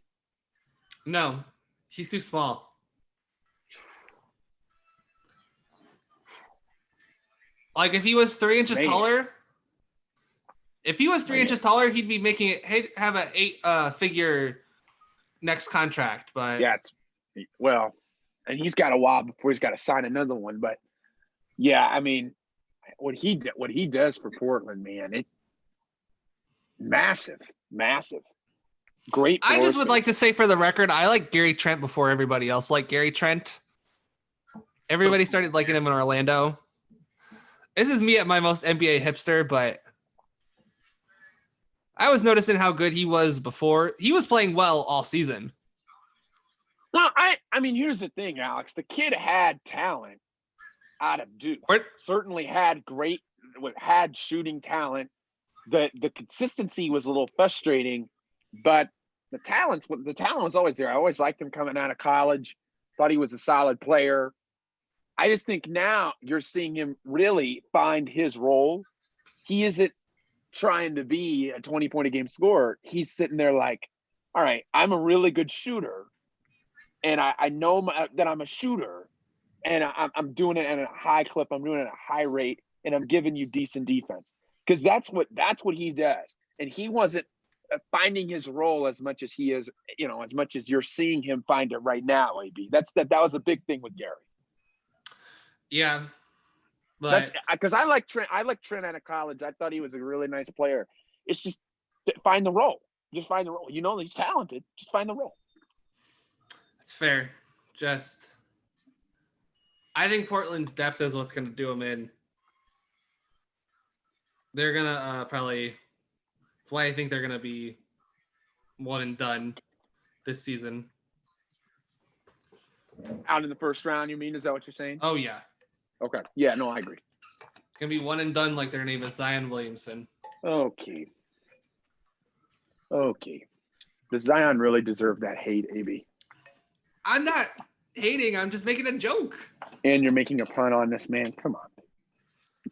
Listen, this is what happened when you guys became friends with me. I'm going to make puns. That's like, the sun is going to rise in the east and set in the west. It's the same. You know what it's like, Alex? You know what it's like? You calling puns is like me telling you to get a room every podcast I'm ever on with you. Yes. It's like you shouldn't be surprised. And you shouldn't be mad when I do it, I'm not mad. Just saying the comp design. Come on now. All right. How about this? One and done like my name is Anthony Davis. Okay. One and done like my name is Marcus Teague. Oh, wow. Wow. Marcus Teague, man. Been around there.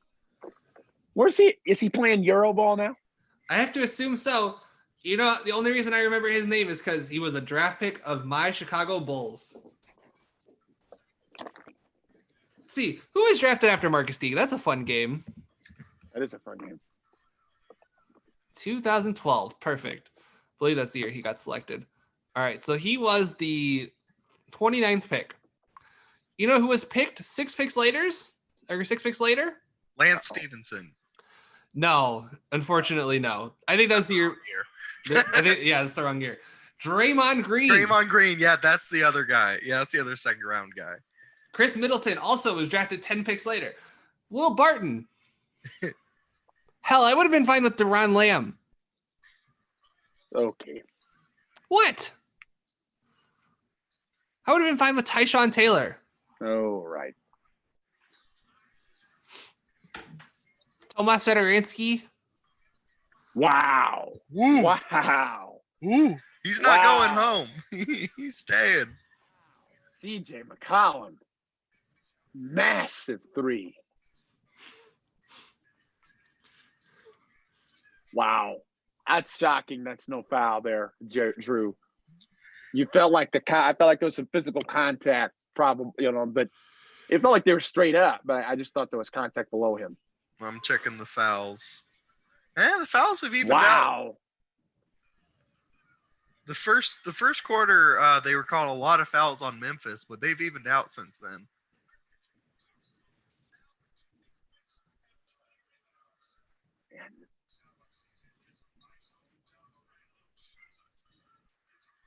That's not even bad D though by John Morant, Drew. Well, yeah. That he on McCollum, like it's just a big time shot at the end of the day. My goodness. When you make a big shot, I mean, there's not much you can do. Yeah. Yeah. 20 and 20 for Nurkic. That is Impressive. huge stat line for him.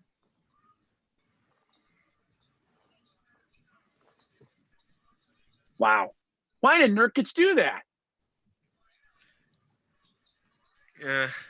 He tapped it. Yeah, he tapped it out to. Yeah, it was dumb, but I mean, like in the heat of the moment, I mean, the kid's exhausted. I don't know how old he is. No, but Alex, but Alex and Drew, he intentionally tipped the ball out in space there. It wasn't like he just tipped it out. He tipped it out, and that's I don't know what he was doing. I just on got the to his tip out. and one, so you'll have to forgive me for not knowing what you're talking about. I got you. I assume he's just so tired, his mind isn't thinking right, and his body's just reacting. And his Drew, I don't know if you saw his grandma, unfortunately. Yeah. Caleb brought that up. So I mean, There yeah, you go. emotionally and physically, he's drained right now. It's probably just all muscle memory. Stop it! What a move! Oh. oh, I just saw the tap. That was Oh. bad. Yeah, the tap was Oh. dumb. But You got to convert that though. Somebody tell me that I was the only one that just saw that. Oh my God! Yeah, What a no. shot! I McCollum is feeling it. They're just letting him Right. ISO. Here they go. Dame's not even trying to get the ball. Just going to his man, the king of the mid-range. Bang! ooh. You're a couple seconds ahead of me. Man, Brandon Clark is really good at throwing alley-oops. Yeah, that was a nice one.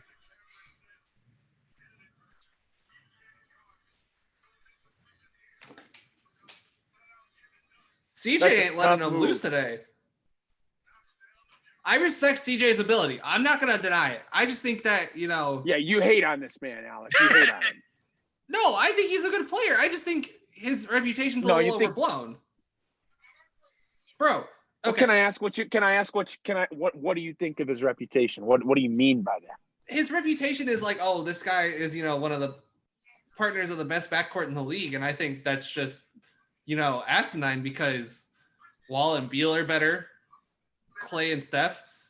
But it's You like, don't believe they're in that conversation? I mean, they are, but that's because CJ McCollum. It's not because of CJ. That's my point with it. That's fair. Dame is so good. He's I CJ isn't Nah. CJ on the Timberwolves. He isn't CJ I on don't, the. agree, I don't agree with that. He isn't CJ on the Heat. He's a great basketball player. I'm not going to deny it. I just think he's not all that. You know what I mean? I don't hate the man. I think he's a good basketball player. not a superstar. That's what I'm saying. And people talk Well, about him sometimes like he's a superstar. He's an all-star, no question, but I don't know if he can make the next step. See, like he probably would have See, made but an the all-star thing game with- in the East. I will grant that. I think, but you could Wow. find. I think you could find. Taking over. I just would rather have guys, more defensively capable. Fair. That's fine. Like That's fine. That's what made Clay such a appealing second option is that he was such a good off-ball player and he's such a good defensive player. I miss Klay Thompson. What a nasty up fake. He didn't make the shot, but what a nasty up fake there.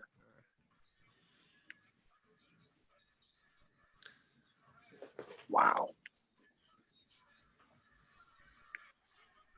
Really solid D by Gary. Really solid D. Stayed with him. That's tough not to foul there. That's If something tough. crazy, I'm going to ask this, guys. If something crazy happens at the end, just let me find out on my own. Yeah, I'll try to stifle my reaction. Ja is freaking ridiculous, man. They're not go. I appreciate the fight in this game. They're both fighting really hard. What do you expect, Alex? No, Come I'm on, just it's a saying, playoff game. I'm just saying I appreciate how hard both of them are playing because both of them have to be exhausted. I mean, that's what they got to do. Oh, that's a killer. You got to hit that's the that, but That's the race you. That's the race you. That's the race you. That's what you put yourself into in the regular season. You put yourself in a situation where you got to do this. At the end of the day, this is what you expect.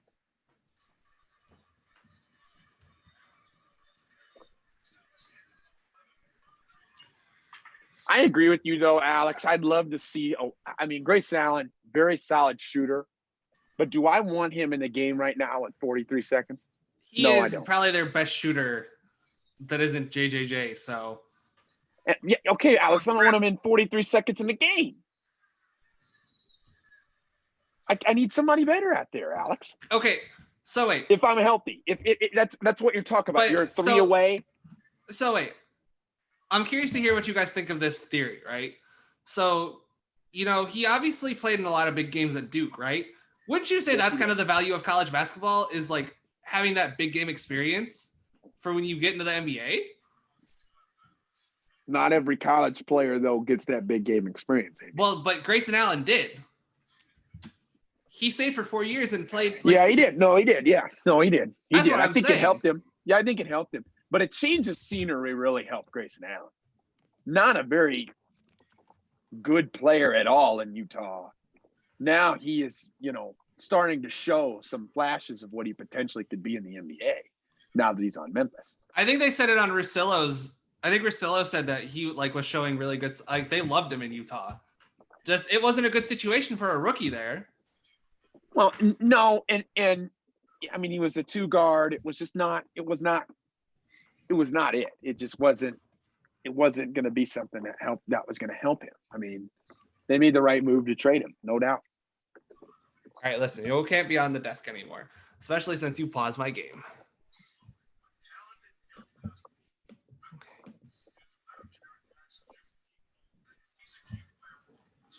Did they Does win the Josh- challenge? What'd you say, Caleb?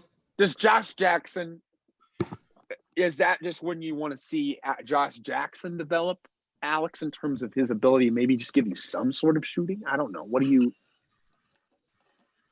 because that's like when I wish you could see his talent level right now. But I'd like to see Memphis get somebody better than Grayson Allen right here. Well, that's the problem. That's why both of these teams are 8 seeds. Or competing for 8 seed. No, You it know. is this season. Yeah, very true. Very true. Uh, Oh, they're full court. Wow. Grayson Allen, full court guard. Wow. Wow. so I'm guessing they lost the challenge. Yes. Sorry. Yes.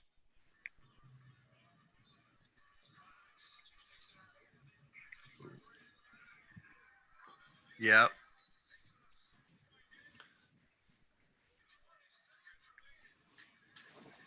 Yep, that was off of Jonas. What? Jonas Valanciunas is such an underrated basketball player. He's very He good. is. He didn't have many rebounds. I saw a comparison between him and Nurkic, and Nurkic had like 15 to his 5 at one point. And this is a outlier for him. He had like 24, 17, and 12 the other day, Drew. Okay. Yeah, I was gonna say I thought he was a fairly solid guy, at least down in the post like that on the glass.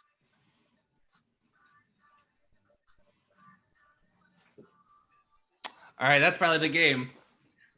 You'd think, Yeah, right? I didn't. Yeah, I didn't want I to say appreciate anything, I Alex. appreciate you waiting. Yeah. So for anyone who's possibly in here, it is 122, 116 with 20 seconds left. That's a pretty impossible deficit to come back from.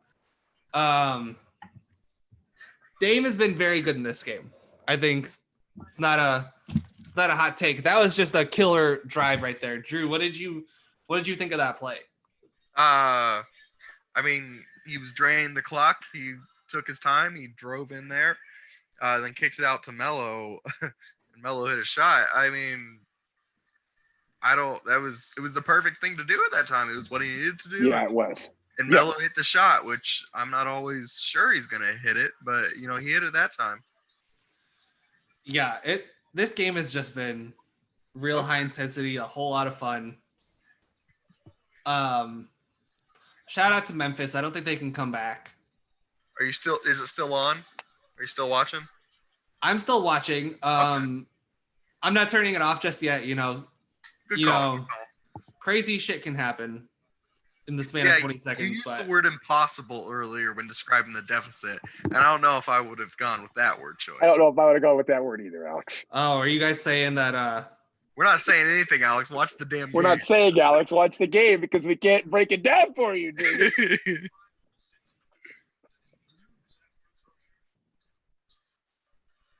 Well, that's easy money. Wow, that was a really quick hitter too.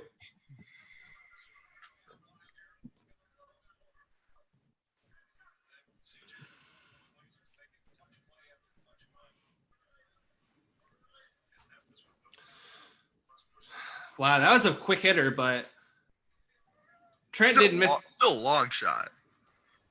Yes. Oh. Oh.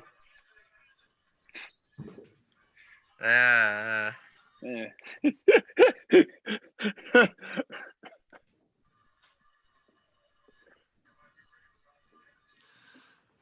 I What do you love the think, game. Drew? What do you think, Drew? I think I'm ready to call Correct. it. I think you're leaning towards. I I might use the word impossible to describe this deficit. agree. Can't believe I'm being roasted, 30 seconds, a minute after I say something. I think that's got to be the record, Dude, I'm for, quick. for It's quick fastest amount of draw. time. But in all seriousness, though, breaking down this game, Carmelo Anthony being able to give you 20, McCollum giving you 29, 11 of 19 from the floor, Nurkic on a 20-20. Damian Lillard at 31 points, he came to play. He had the 10 assists. Obviously, he's capable of doing that.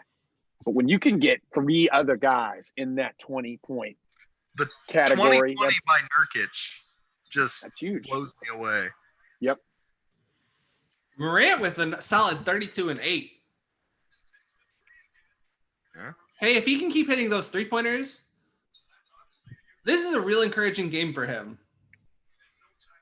And all right, being in this stage and playing the way that he has, it's massive for him. Imagine 12 if- of 27, 32 and 8. But the key with him though, Alex, is the 8 turnovers. The 8 turnovers aren't looking so hot.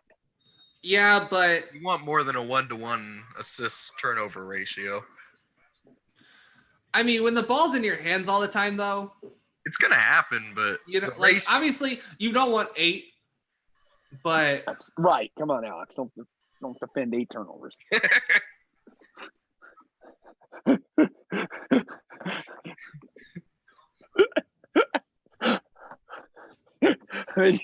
you can defend how much he has the ball, but let's not defend 8 turnovers, Alex. Come on.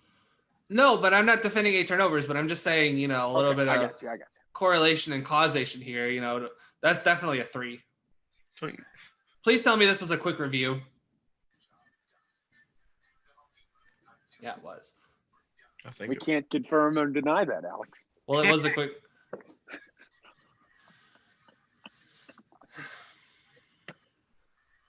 I always enjoy how the last 5 minutes of basketball games take a half hour. You know, I just love it. It's real aesthetically pleasing. It really makes people interested in your product when, you know, the most exciting time of the game takes 30 years to do. Not that I'm complaining or anything. I'm used to it, but we got to the 5-minute mark, or at least I got to the 5-minute mark 25 minutes ago.